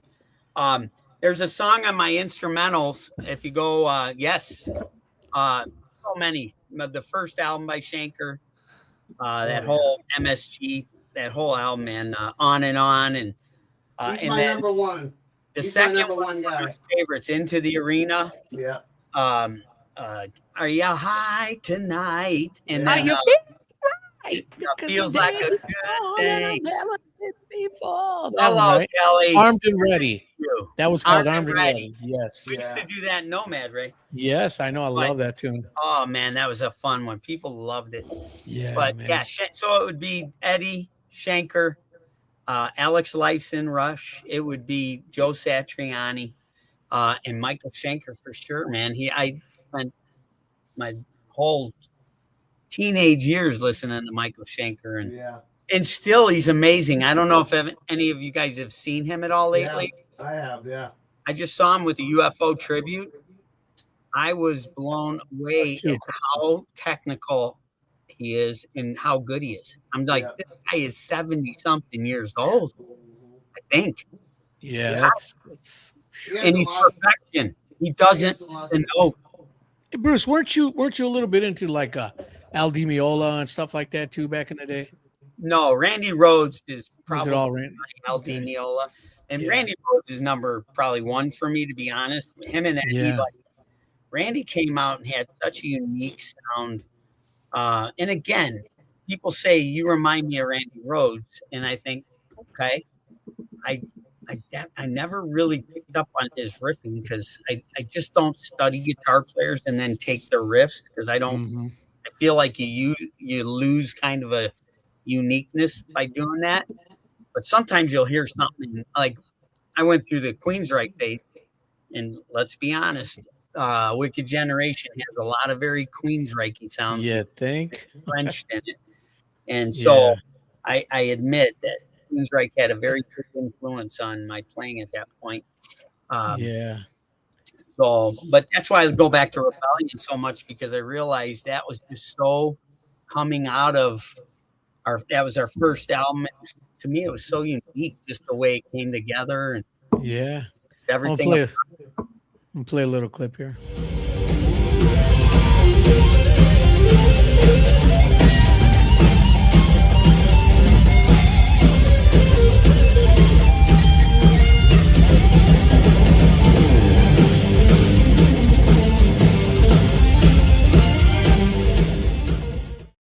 Love playing that song live. Yeah, that's the white one. That's my white Anderson. So I love that thing, man.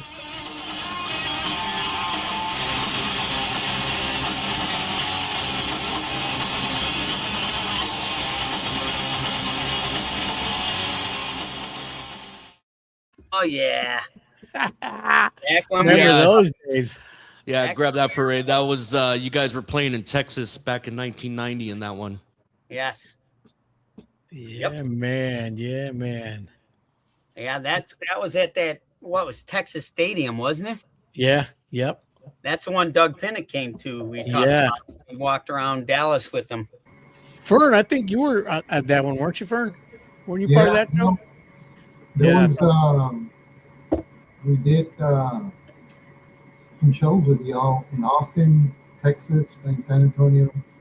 Yeah. El Paso, Waco. And I was noticing the keyboard player in the background. I don't remember his name. Rick. He was very funny, man. That guy was a comedian. Well, a little backstory about Rick, Fern. When I came to the Lord, and then Glenn Mueller, the guy who led me to the Lord, I said, hey, I want to bring Tony out to breakfast. So we brought Tony Velasquez out to breakfast, and Tony gave his life to the Lord at breakfast. And then we went after Ray, and Ray told us that if we were going to talk to him about Jesus, we could get the F out of his house. I sure did. Put it lightly. And he was dealing pot at the time. He was not having it. And Tony said, Ray, we have a play at our church, Heaven's Gates and Hell's Flames, and I'm going to play a drug dealer. Would you come to the play at least? And so Ray said, okay, I'll come if you guys will leave me alone. And so we went to the play, and we walked in, the place is packed. And me and Ray, and I say to the guy, I say, man, we need a seat. And he says, come on with me. He took us right up to the front. There was 2 seats, very front. Me and Ray sit down. The play starts with the Dallas Home song that says, go ahead and drive the nails through my hands. And Jesus is walking the cross up the middle of the church, up to the stage where he's going to be crucified. And I'm watching this, and I look over, and I see Ray start crying. Man, this guy's crying.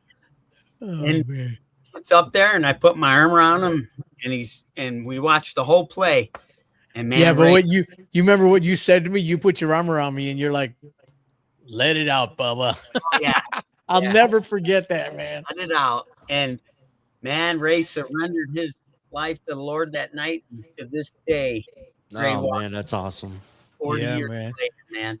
And so I never heard this story, Ray, about how you came to the Lord, man. I love that. That's awesome. I didn't want you to know I was saved, Dave. Sorry, man. No. So we went back into to Tony's house. We had a studio in his basement, and we said, guys, let's do a Christian metal band.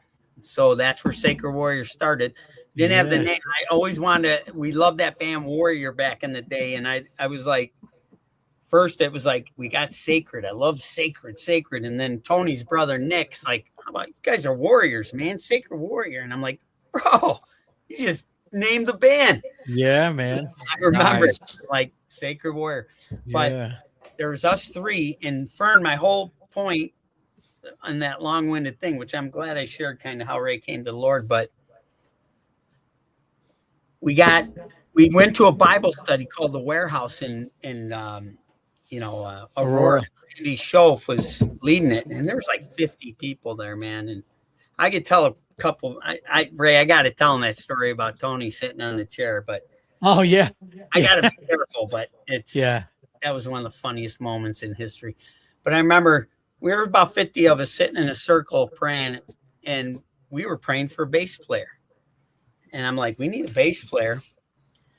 And so we're in prayer, and all of a sudden I hear the back door where people come in, open and shut and come in. And Steve Watkins comes walking into this Bible study.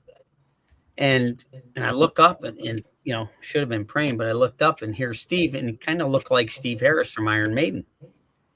And I'm like, oh my gosh, this was the quickest answered prayer ever. And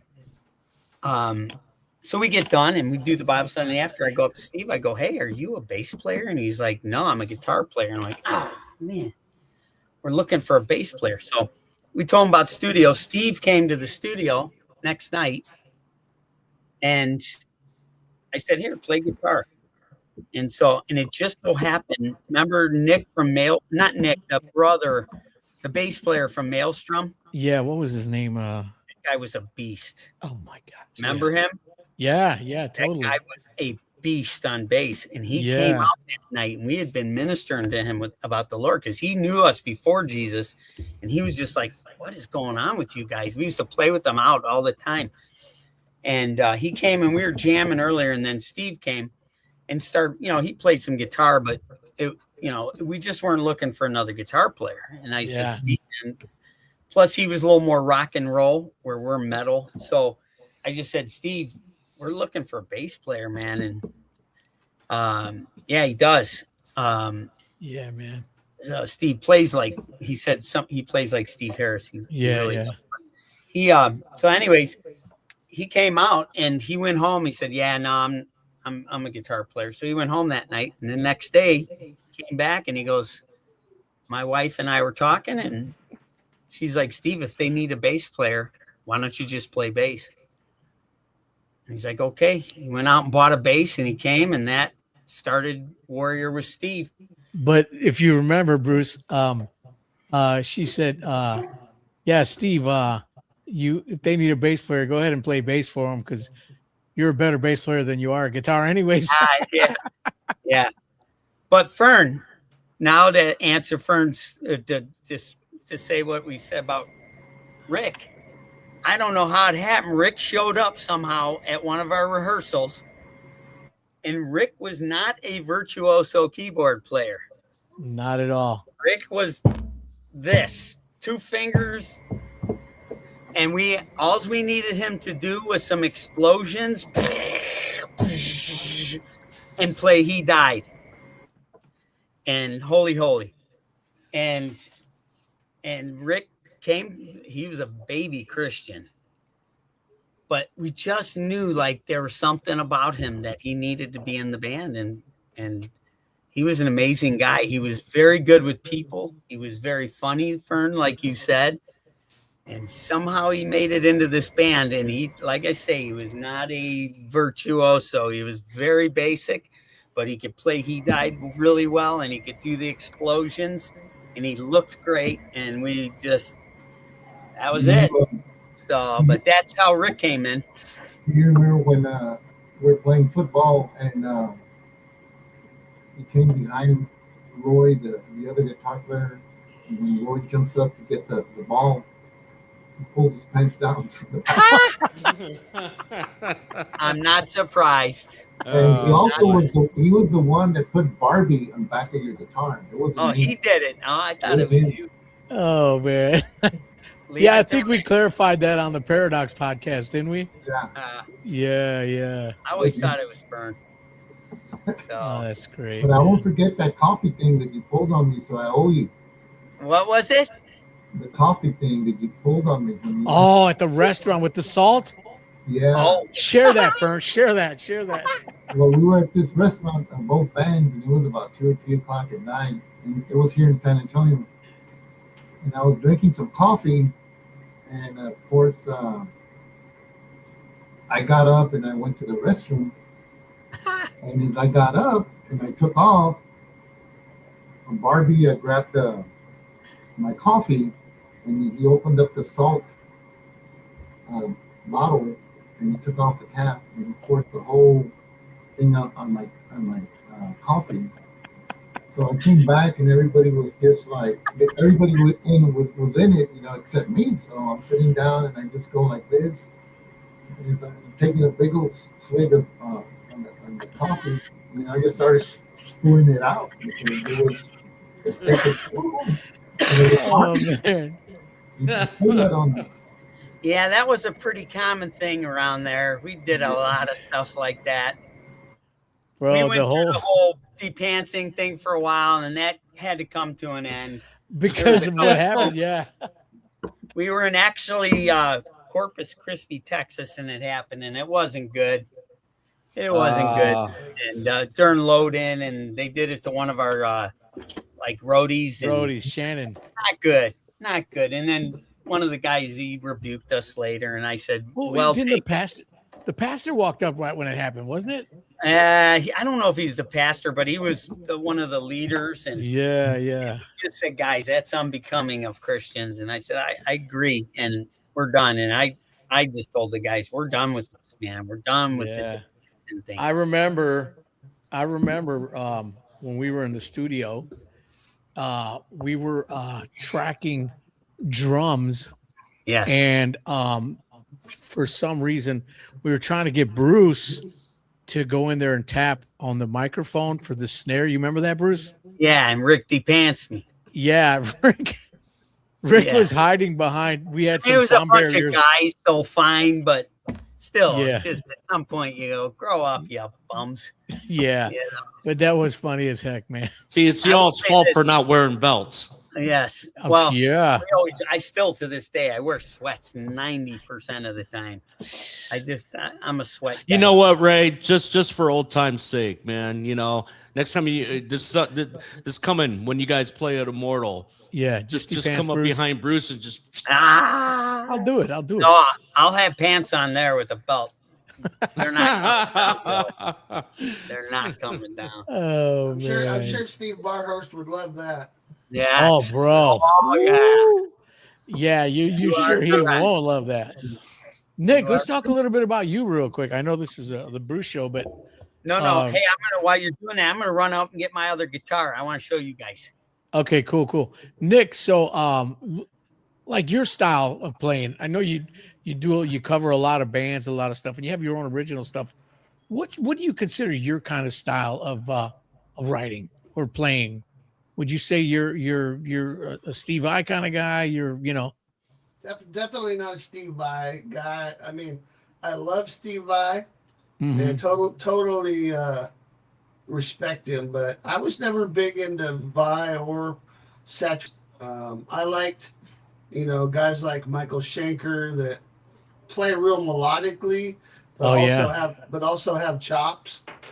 Yes. I was on the Ingve train there for a while, but I realized, I don't play anything like him, nor do I want to really. So I kind of left. And as soon as you start playing like Ingve, it's hard to get out of that. It's kind of like the Eddie Van Halen thing.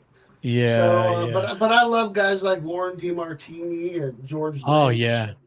Those are kind of my guy, Jakey Lee, that kind of crowd. Oh yeah, man. Yeah, the hard rock, 70s and 80s hard rock and metal. That's where I cut my teeth.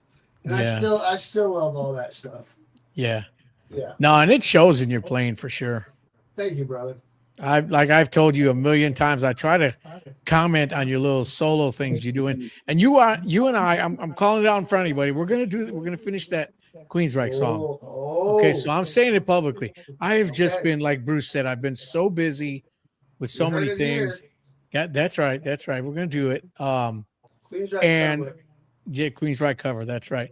But I love your playing too, Nick. And thank you. I had told you we're gonna get you on here one day, and we're gonna have the Nick show. That'd be cool, man. Maybe when my album comes out this fall, we could do something. Yeah, and I've been waiting on Sean. I'm not sure what's going on. He was supposed to be on tonight, Sean Silas. You guys know him from Iron Wrath, and yeah, right. I'm not sure what happened, but yeah. So Bruce is back. You there? Hey, if you guys heard, I wanted to ask you. Have you guys heard? There's my purple. Oh, that's beautiful. So this one I got last year, and I use this at church. But look at that finish there. Oh wow! They call it the wake surf. Wow. It's a little pink, and then purple. Is that rosewood or ebony? This is all mahogany. Oh wow! Yeah. Wow. Yes. Okay. I'm sorry. Back, mahogany back, rosewood front. Front. Okay. Yeah. Yep. And then the back. Now that silver one is all mahogany. It's a light mahogany because I had a red Anderson that I got rid of years ago. It was one of the older ones, and it was mahogany, and the tone is incredible. Cool. But this thing too, man, I love them. They're just beauty. Glenn Mancaruso said, I remember Warrior guys took Vengeance guys to downtown Chicago, and Ricky Pants Larry right there on the sidewalk in downtown. So funny. Oh boy, we had some bad habits, bro. Yeah, Larry Worley, don't worry, bro. Don't worry, we got it. Exactly. Hey, I was gonna share a story too with Vengeance. I know Glenn's on here. Yeah. They came and stayed with us at my house, that's where Warrior rehearsed, is in the basement, and it was Tony's house, and he just rented it to us. But and the studio is in the basement, and Vengeance came because they were touring the Midwest, so they stayed in our RV when they were not out doing shows. They'd come stay at my house, and they stayed for a month and a half. I mean, Glenn worked with me doing some painting, really developed a friendship, and they're like roaches. You can't get rid of them. Yeah, I love those guys. But yeah, bottom line is that's where we wrote The Flood too. We had them down. We came up with The Flood for them. But they that was a awesome time. And I was going to share a story. I'm getting the old guy syndrome where it'll come back to me, of course. That's what it was. I told him, hey, let's go.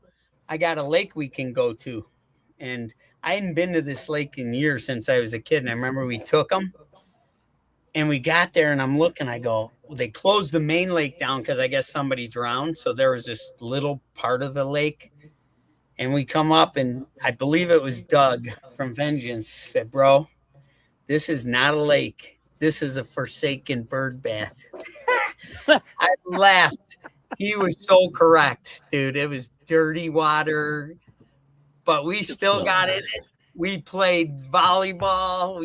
I think we played volleyball or some water volleyball. But anyways, that was one of the Vengeance stories I thought was pretty hilarious. So yeah, love those guys, man. Just love them guys.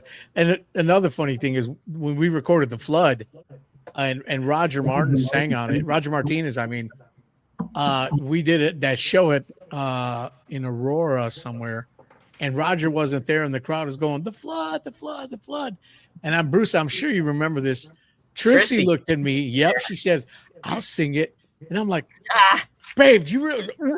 She's like, "I'll do it. I'll do it." So we played The Flood. Yeah, we played The Flood, and Trissy went on stage and was doing but what she was doing, she was reciting a recipe. 1 cup butter. 1. Nice. Leave it to the ladies to do a recipe. Oh man. Hey, speaking of ladies, everybody have total support from their wives? Yes, yes. Vern, you got total support from your wife? Yes. Yes, she's very supportive of me. Awesome, man. My wife, I'm sorry guys, but my wife's the best.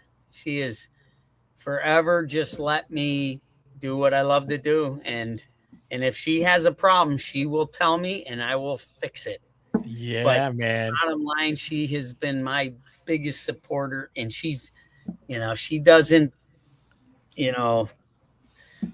build me up. You know what I'm saying? She just keeps me right down here. Dude, her and Trissy's the same way. It's not all about you guys. It's not all about you. Yeah, I love it. How about you, Nick? Your wife a team player or what? Yeah, hold on. That's her right there. Oh, you're not married? I'm not married, brother, unless you she might disagree, but hey, as I say on the show, is it wrong? When's the wedding? We all want to go. Hey, we'll even play for the wedding. All right, cool. Let's go. You got a girlfriend or anything? Nothing right now, man. Oh my! If you guys ever have kids, are they going to come out looking like little ukuleles? You never know. You never know. No, Nick's kids are going to look like this guy. You guys know this guy? Hey, I was just thinking about you the other day, so I just wanted to check in and see how you've been. Are you okay? Where have you been? Let's get together and catch up. What are we even doing? This is ridiculous. Life is short. We need to see each other so. let me know. All right. Nice. You ever seen that guy? You get the dark hair from him, but well, Fern's got some dark hair. I mean, I mean, I don't know. Like I say, is it wrong? Yeah, very wrong. You know what it is? It's I'm a dude playing a dude disguised as another dude. That's it. Fern, what nationality are you? Well, I'm Hispanic, part Indian as well. I was gonna say you look like an Indian. Yeah. So when you get hurt, do you do this?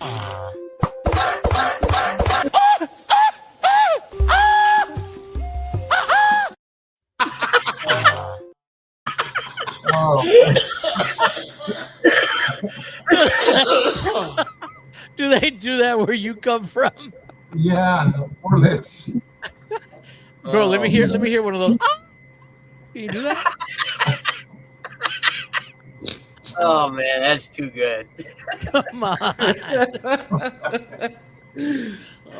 Oh man.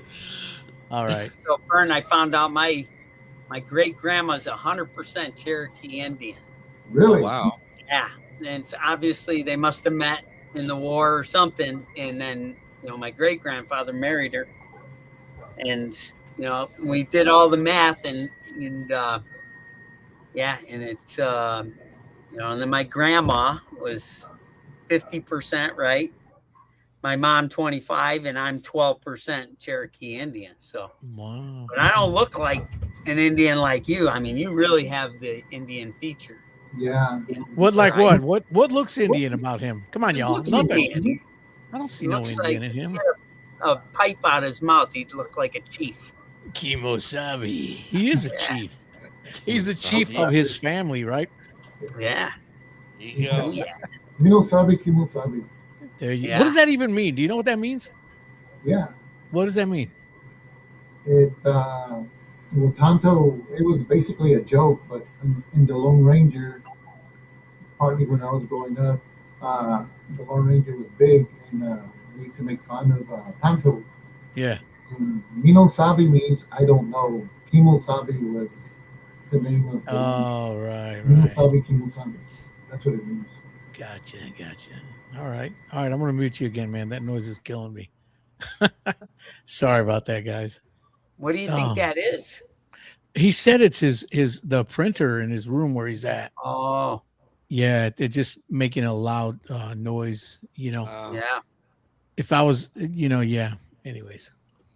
But yeah, man. So Nick, any more questions for Barbie over here? I always called you Uncle Bruce. Yeah. Uncle Bruce. Well, my kids call him Uncle Bruce. Oh, okay. Hey, I was watching a podcast. I think it was the one that Kent and Rex do. Yeah. Mm-hmm. Oh yeah. And I was watching your episode there, and you had talked about doing possibly toying around with the idea of doing some videos, kind of sharing your thoughts on some of your instrumental tunes, kind of like presenting the gospel. And Yes. I was wondering if you're still thinking about doing that, because I think that's a great idea. I you know what? And somebody had asked earlier about doing some stuff with maybe doing some videos with, Warrior stuff to share how I play some of the songs. Like we played Rebellion and earlier. And I'm totally open to that. It's just finding, time to carve it out and get somebody to help me set it up and get it, right now, as you see, this used to be my music room. I got a drum set over here.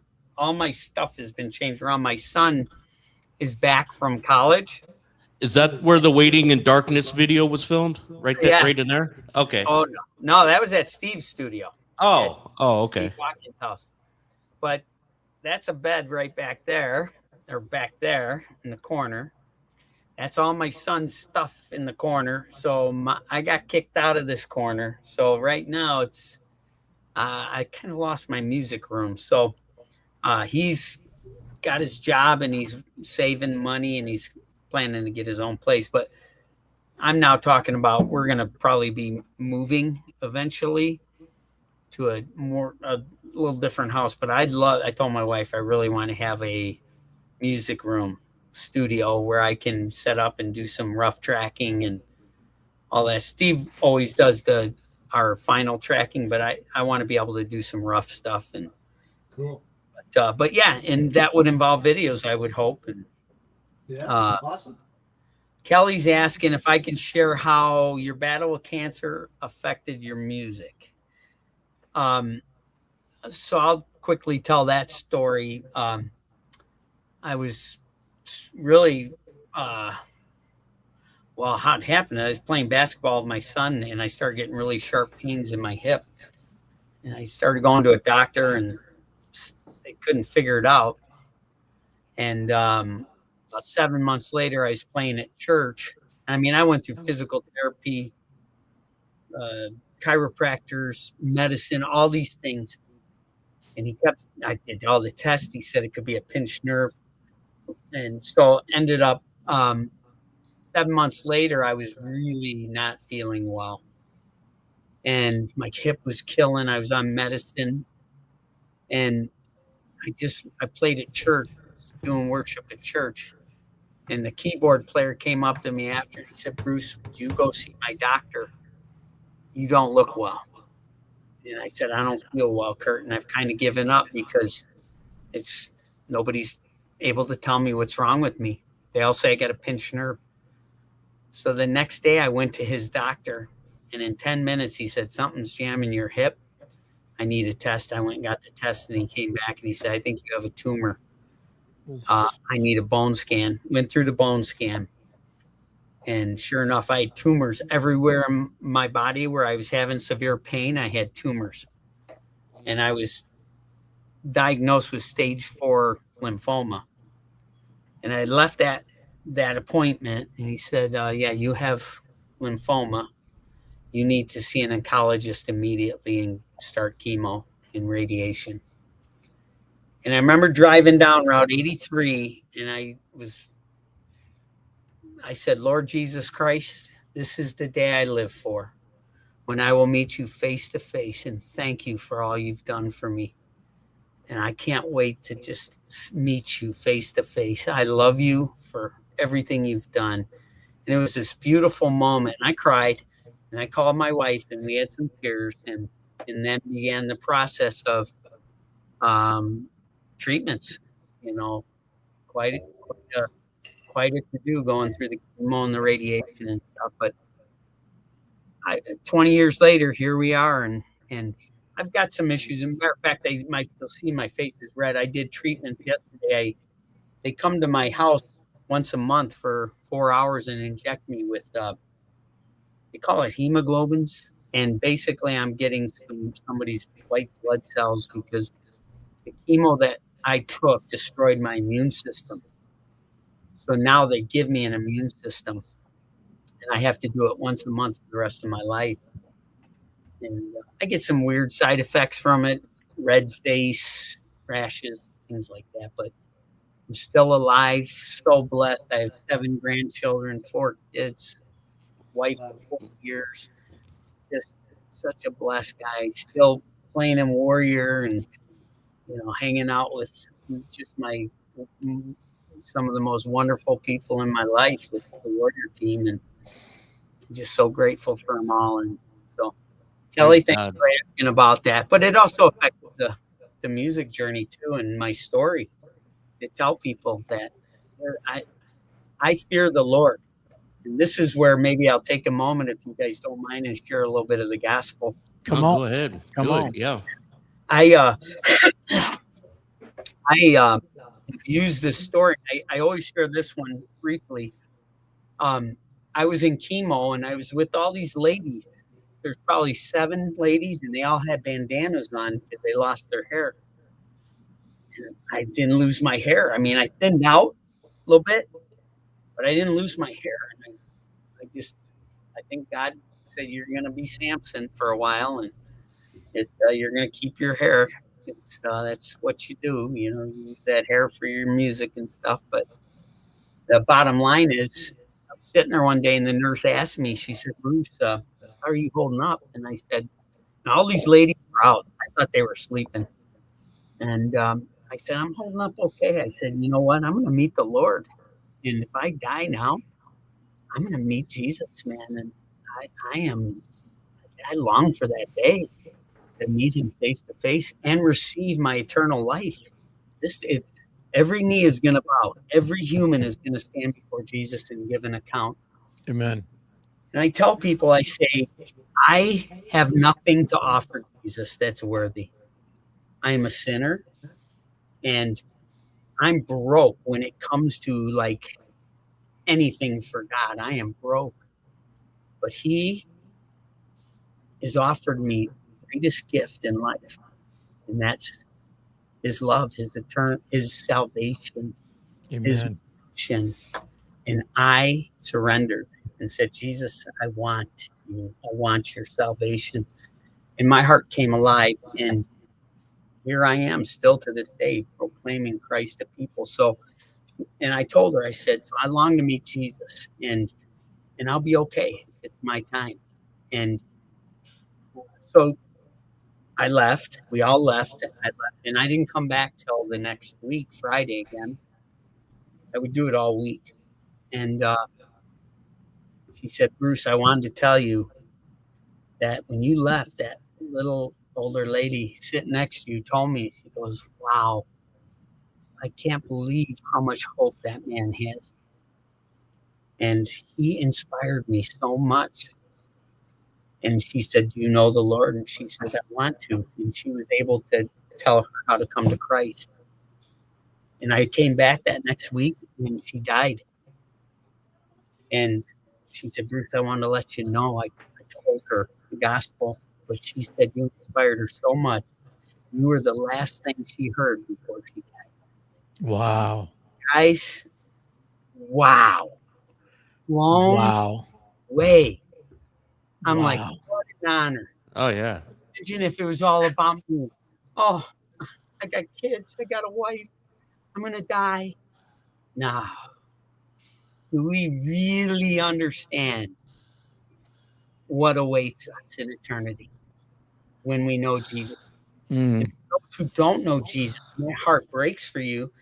And that's why I am committed to singing songs for you to hear, to sharing the gospel for you to at least consider. Because I think to myself, think of the passage that says that God gave the talents, right? Mm. He gave equal talents to 3 people. One tripled, one doubled, and one buried it. Said, "You're a wicked master, I know, and I didn't want to screw things up." And he said, "You away from me. You are selfish. Your motives are wrong. The least you could have done is made a little bit, right? Invested it, like the other 2. Mm. He's given me this incredible treasure. And you The know what? greatest hope. I'm not burying it. This is Mm. the greatest treasure in life. I am going to share it. I am going to multiply this thing because he's asked me to do it. And it is an honor for me. And that's what I live for. And I just, it's the most important thing in my life. But I sure love playing music and I love playing metal with Warrior. It Yeah. something about it, man. And here we are. Ray, I don't know if you realize it, but we're pretty much on 40 years of Warrior, Yeah, man. you know? And Yeah. so this will be kind of interesting where, with this new music and, Mm. see where this all goes. But I think we have to talk about some 40-year anniversary shows somewhere, figure out a way to make some of this happen. So, Yeah, yeah. Man, Bruce, I love your anyways, heart, man. I've told you that for years. I love you. your heart, bro. You just Yeah, thank you. we always What a I tell story. so many. Ray. What was that, Nick? I just said, what a story. Wow, thanks for sharing that. Yeah. man. Yeah. Can I read you guys something real quick? Do we got time, Ray? If I read something real Of quick? course, man. Of course. So I'm gonna have to put my blind glasses on. So, guys, I'm in a Bible study, or it's kind of a devotion I do through Moody Bible. Thanks, Michael. Right now, we're in the book of Ruth, and so if you know the story, Naomi, her husband dies. She's got 2 daughters, daughter-in-laws with her sons. Her 2 sons die. And so now she's widowed and her daughter-in-laws are widowed. Okay. And in those days, if you become a widow and there's not a man in your life to take care of you, you're considered kind of like an outsider and your life becomes hard. So Naomi recognizes this and she tells her daughter-in-laws, you need to go back to your home country and find men and be taken care of. I'm going to go back to Bethlehem and I'll figure it out, but you need to go. This is what I love. One of them, Ruth, I believe it is, kisses her and goes back. But Ruth says to her, and here's the other thing about Naomi I find interesting. She says, the hand of the Lord has gone against me. Sometimes when life brings our hardships, we can think, where's God?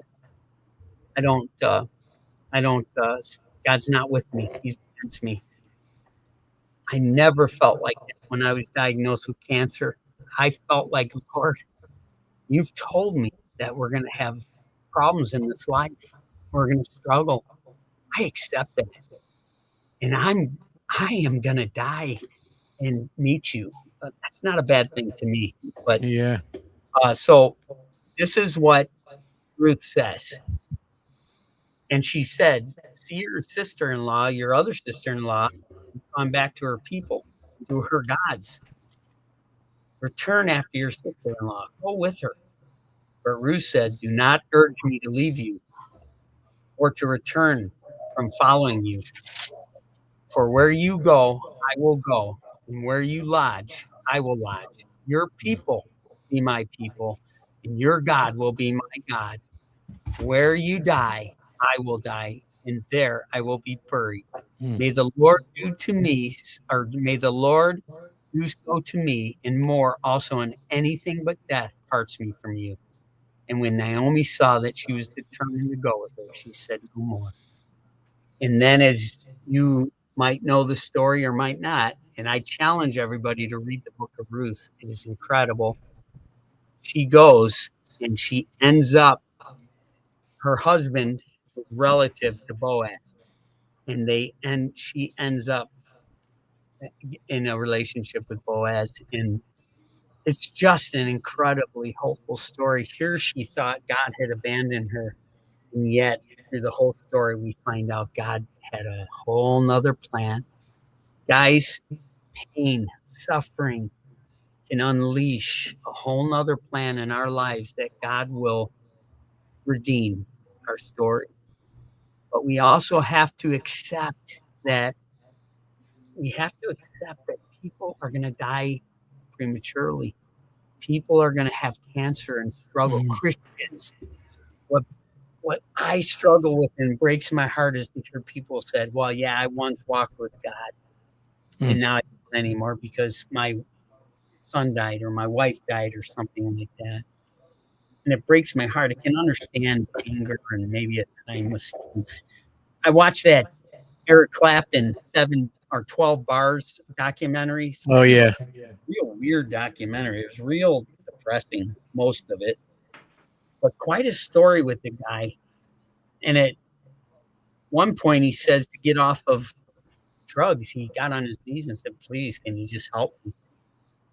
But then his son fell 54 stories out of a high rise and died. And he said, I lost all faith. But then 2 days later, he found a note from that son who died. And it said, Daddy, I want to see you again. And he put love, whatever the boy's name was.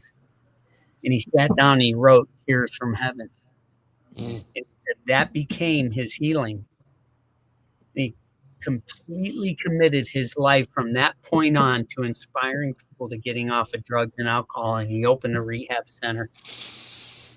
And he's pretty cool end story right now. I don't know if he knows the Lord. And I prayed for him after I watched this. I said, Lord, send laborers that Eric Clapton would come to know the one true God, Jesus Christ. God of gods, the very God of gods, the fullness of God.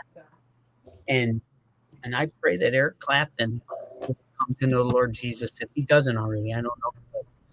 But, and that's my point with that was when I hear somebody say, I lost all faith, I always tell people, it's like going out into a windstorm and punching the wind.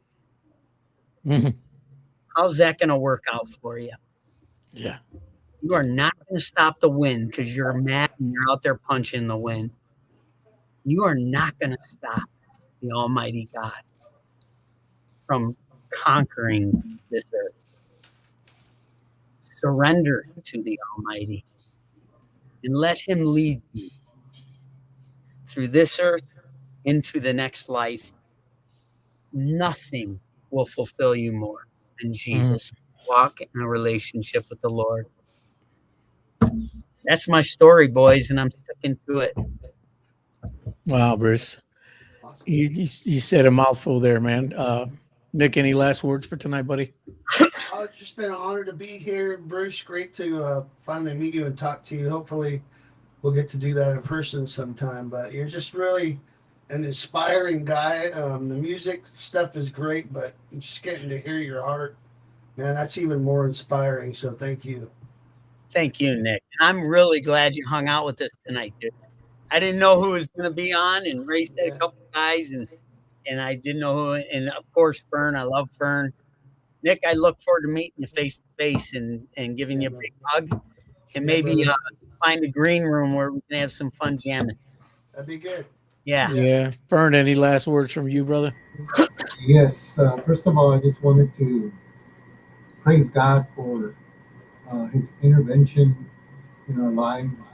When I first met you all, Sacred Warrior guys, y'all are great, man. And I love y'all. Barbie is an inspiration for Bruce. I call him Bruce. Barbie, dude, because we know what it is. But It's all good. he has a good heart. And of course, Ray, you're like my other brother, man. It's like when we talk, we're really close, and the Lord has really gifted you. And of course, the rest of the band members, I don't know the rest of the guys, but these two gentlemen, Nick and what's the other guy's name, Cruz? I think they're awesome as well. But I just want to praise Jesus for everything that He has done and He has continued to do in our lives, in our family. My wife, I have a beautiful, gorgeous wife, and she's helped me tremendously. And just want to thank the Lord that we can worship the Lord with metal music, and for my new band, Amen. Metamorphosis. We have a CD soon.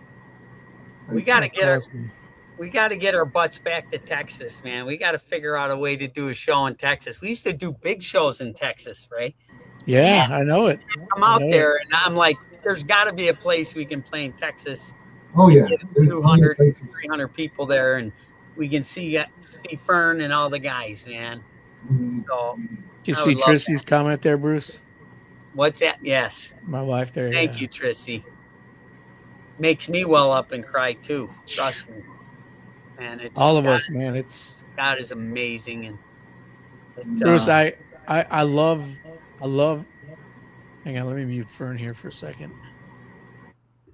I love the way, when I started this podcast, I wanted to interview artists and just talk music and stuff. And it seems as of lately, God has always seemed to find a way to turn it around for His total glory. Yeah. And we're finding out people that are saved that you would have never thought were saved. Guys in Metal Church and I was really inspired by the bald guy. Yeah, Kurt. Yeah, man. He knows the Lord. You can really tell, and the singer seems to as well. But Kurt really shared solid, very, very detailed stuff about the Lord that you just can't make that up. That's in the heart, and so I was really blessed by that. Yeah, and so I'm really grateful that the Lord has opened this platform for me, and He's kind of taking it in His direction. And I'm getting ready. I'm not getting ready to, but I mean, I'm meeting a lot of great people, making a lot of great friends, and just really bringing Jesus to the forefront of it, And I always say that, when I have guests on here, I have my agenda, but the Lord has His, and it's always seems like I'm going to use tonight for a perfect example. The intentions of tonight were, not to bring glory to your playing, Bruce, but just to give you homage, right? Yeah. But ultimately, it's like Nick, Fern, Dave, you, and myself hanging out here on my couch, just having a conversation. Yeah. It wasn't an interview. It wasn't, it's just us hanging, talking, doing what guys do that love the Lord, right? Building each other up. And in so doing, building up everyone who was watching this podcast. I've noticed on average, we had about 50 people watching the whole time. And thank you all for that. I appreciate that. I know you do too. Yeah, man. Absolutely. Absolutely. And you know what? I love it. I love doing this. I love every one of you who has hung out with us for 2 hours. Y'all are great. we love you, man. And Dave and I appreciate you guys and Absolutely. your faithfulness. And I just want to basically just end with Bruce. I want you to lead us in a little prayer of salvation, because I know not everybody who watches this is saved. Yeah. But I want you to do that. And you guys just listen up, man. Open up your hearts. If you don't know Jesus today, get to know him. You know what I mean? Bruce, go ahead and share a little prayer there, Bruce. I'm going to share a very quick story. My favorite story now. Yeah. The two thieves on the cross. Mm. Jesus is dying in the middle. The one on the cross says, "Hey, you're the Son of God. Get us down. Save us." Yeah. The other guy says, "Dude, he's done nothing to deserve this. Mm-hmm. Nothing." And what did he say to Jesus? "Will you remember me when you go into your kingdom? Please remember me." Yeah. What did Jesus say to him? He said, "I promise you, this day Yes. you will be with me in paradise." So what kind of magical prayer was that? It was. That was pure faith. I'm not against a prayer of salvation. I'm not. But that's the story I tell now, that he did not mock Jesus. And he said, "Would you remember me?" So I said to a gentleman, I said, "Ask Jesus to remember you in his kingdom. And if your heart's right and sincere, he will." And I shared the thief on the cross story, and he was moved. And so I've been really using that as my salvation Yeah. story, because I think this guy didn't know the Lord prior to this cross. Mm-hmm. He says, "Will you remember me?" And Jesus says, "You'll be with me today." Yeah, man. I just find that so amazing. So I will pray, Ray. Let's pray. Come on. Lord Jesus Christ, I'm blown away that 50 people hung out with us tonight and spent that time with us. I'm grateful, Lord.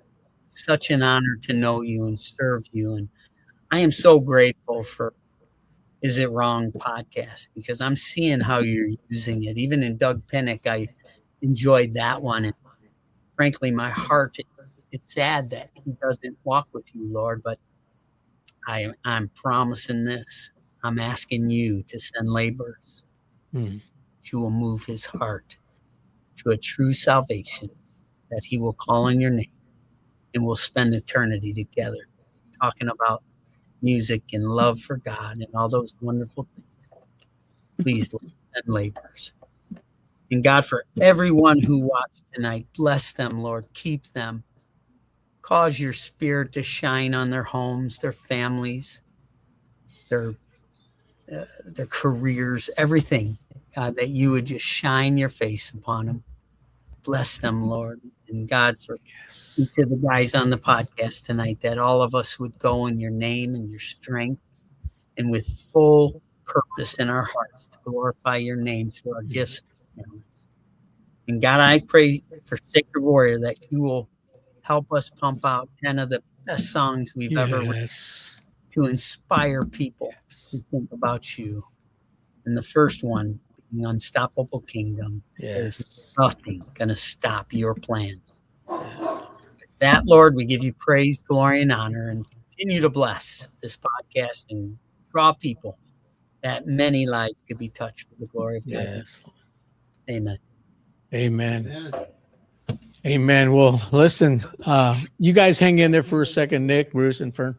But again, guys, I just want to say thank you for everyone who hung out with us tonight, and how blessed I am that we have such great friends, and that just great brothers, you know, that we could all get together and share the Lord and share music. And I'm asking everyone here tonight, if you receive Jesus, reach out to somebody, Bruce, Dave, myself, Nick, Fern, whoever, find a local church or whatever, but don't just take it as words. Move forward with it and do something with it and let it change your life.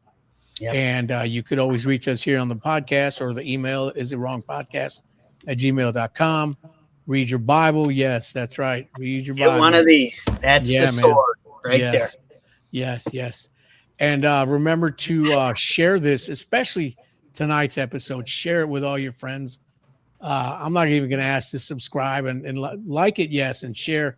Let's get this podcast tonight moving really good, because I think there's a lot of people that really needed to hear this as well. Myself, Nick, Fern, Dave included, Oh, yeah. And we just want to say thank you so much for watching tonight. And we love you guys. And Nick and Bruce and Ed, hang out for just a few minutes, guys. Until then, is it wrong?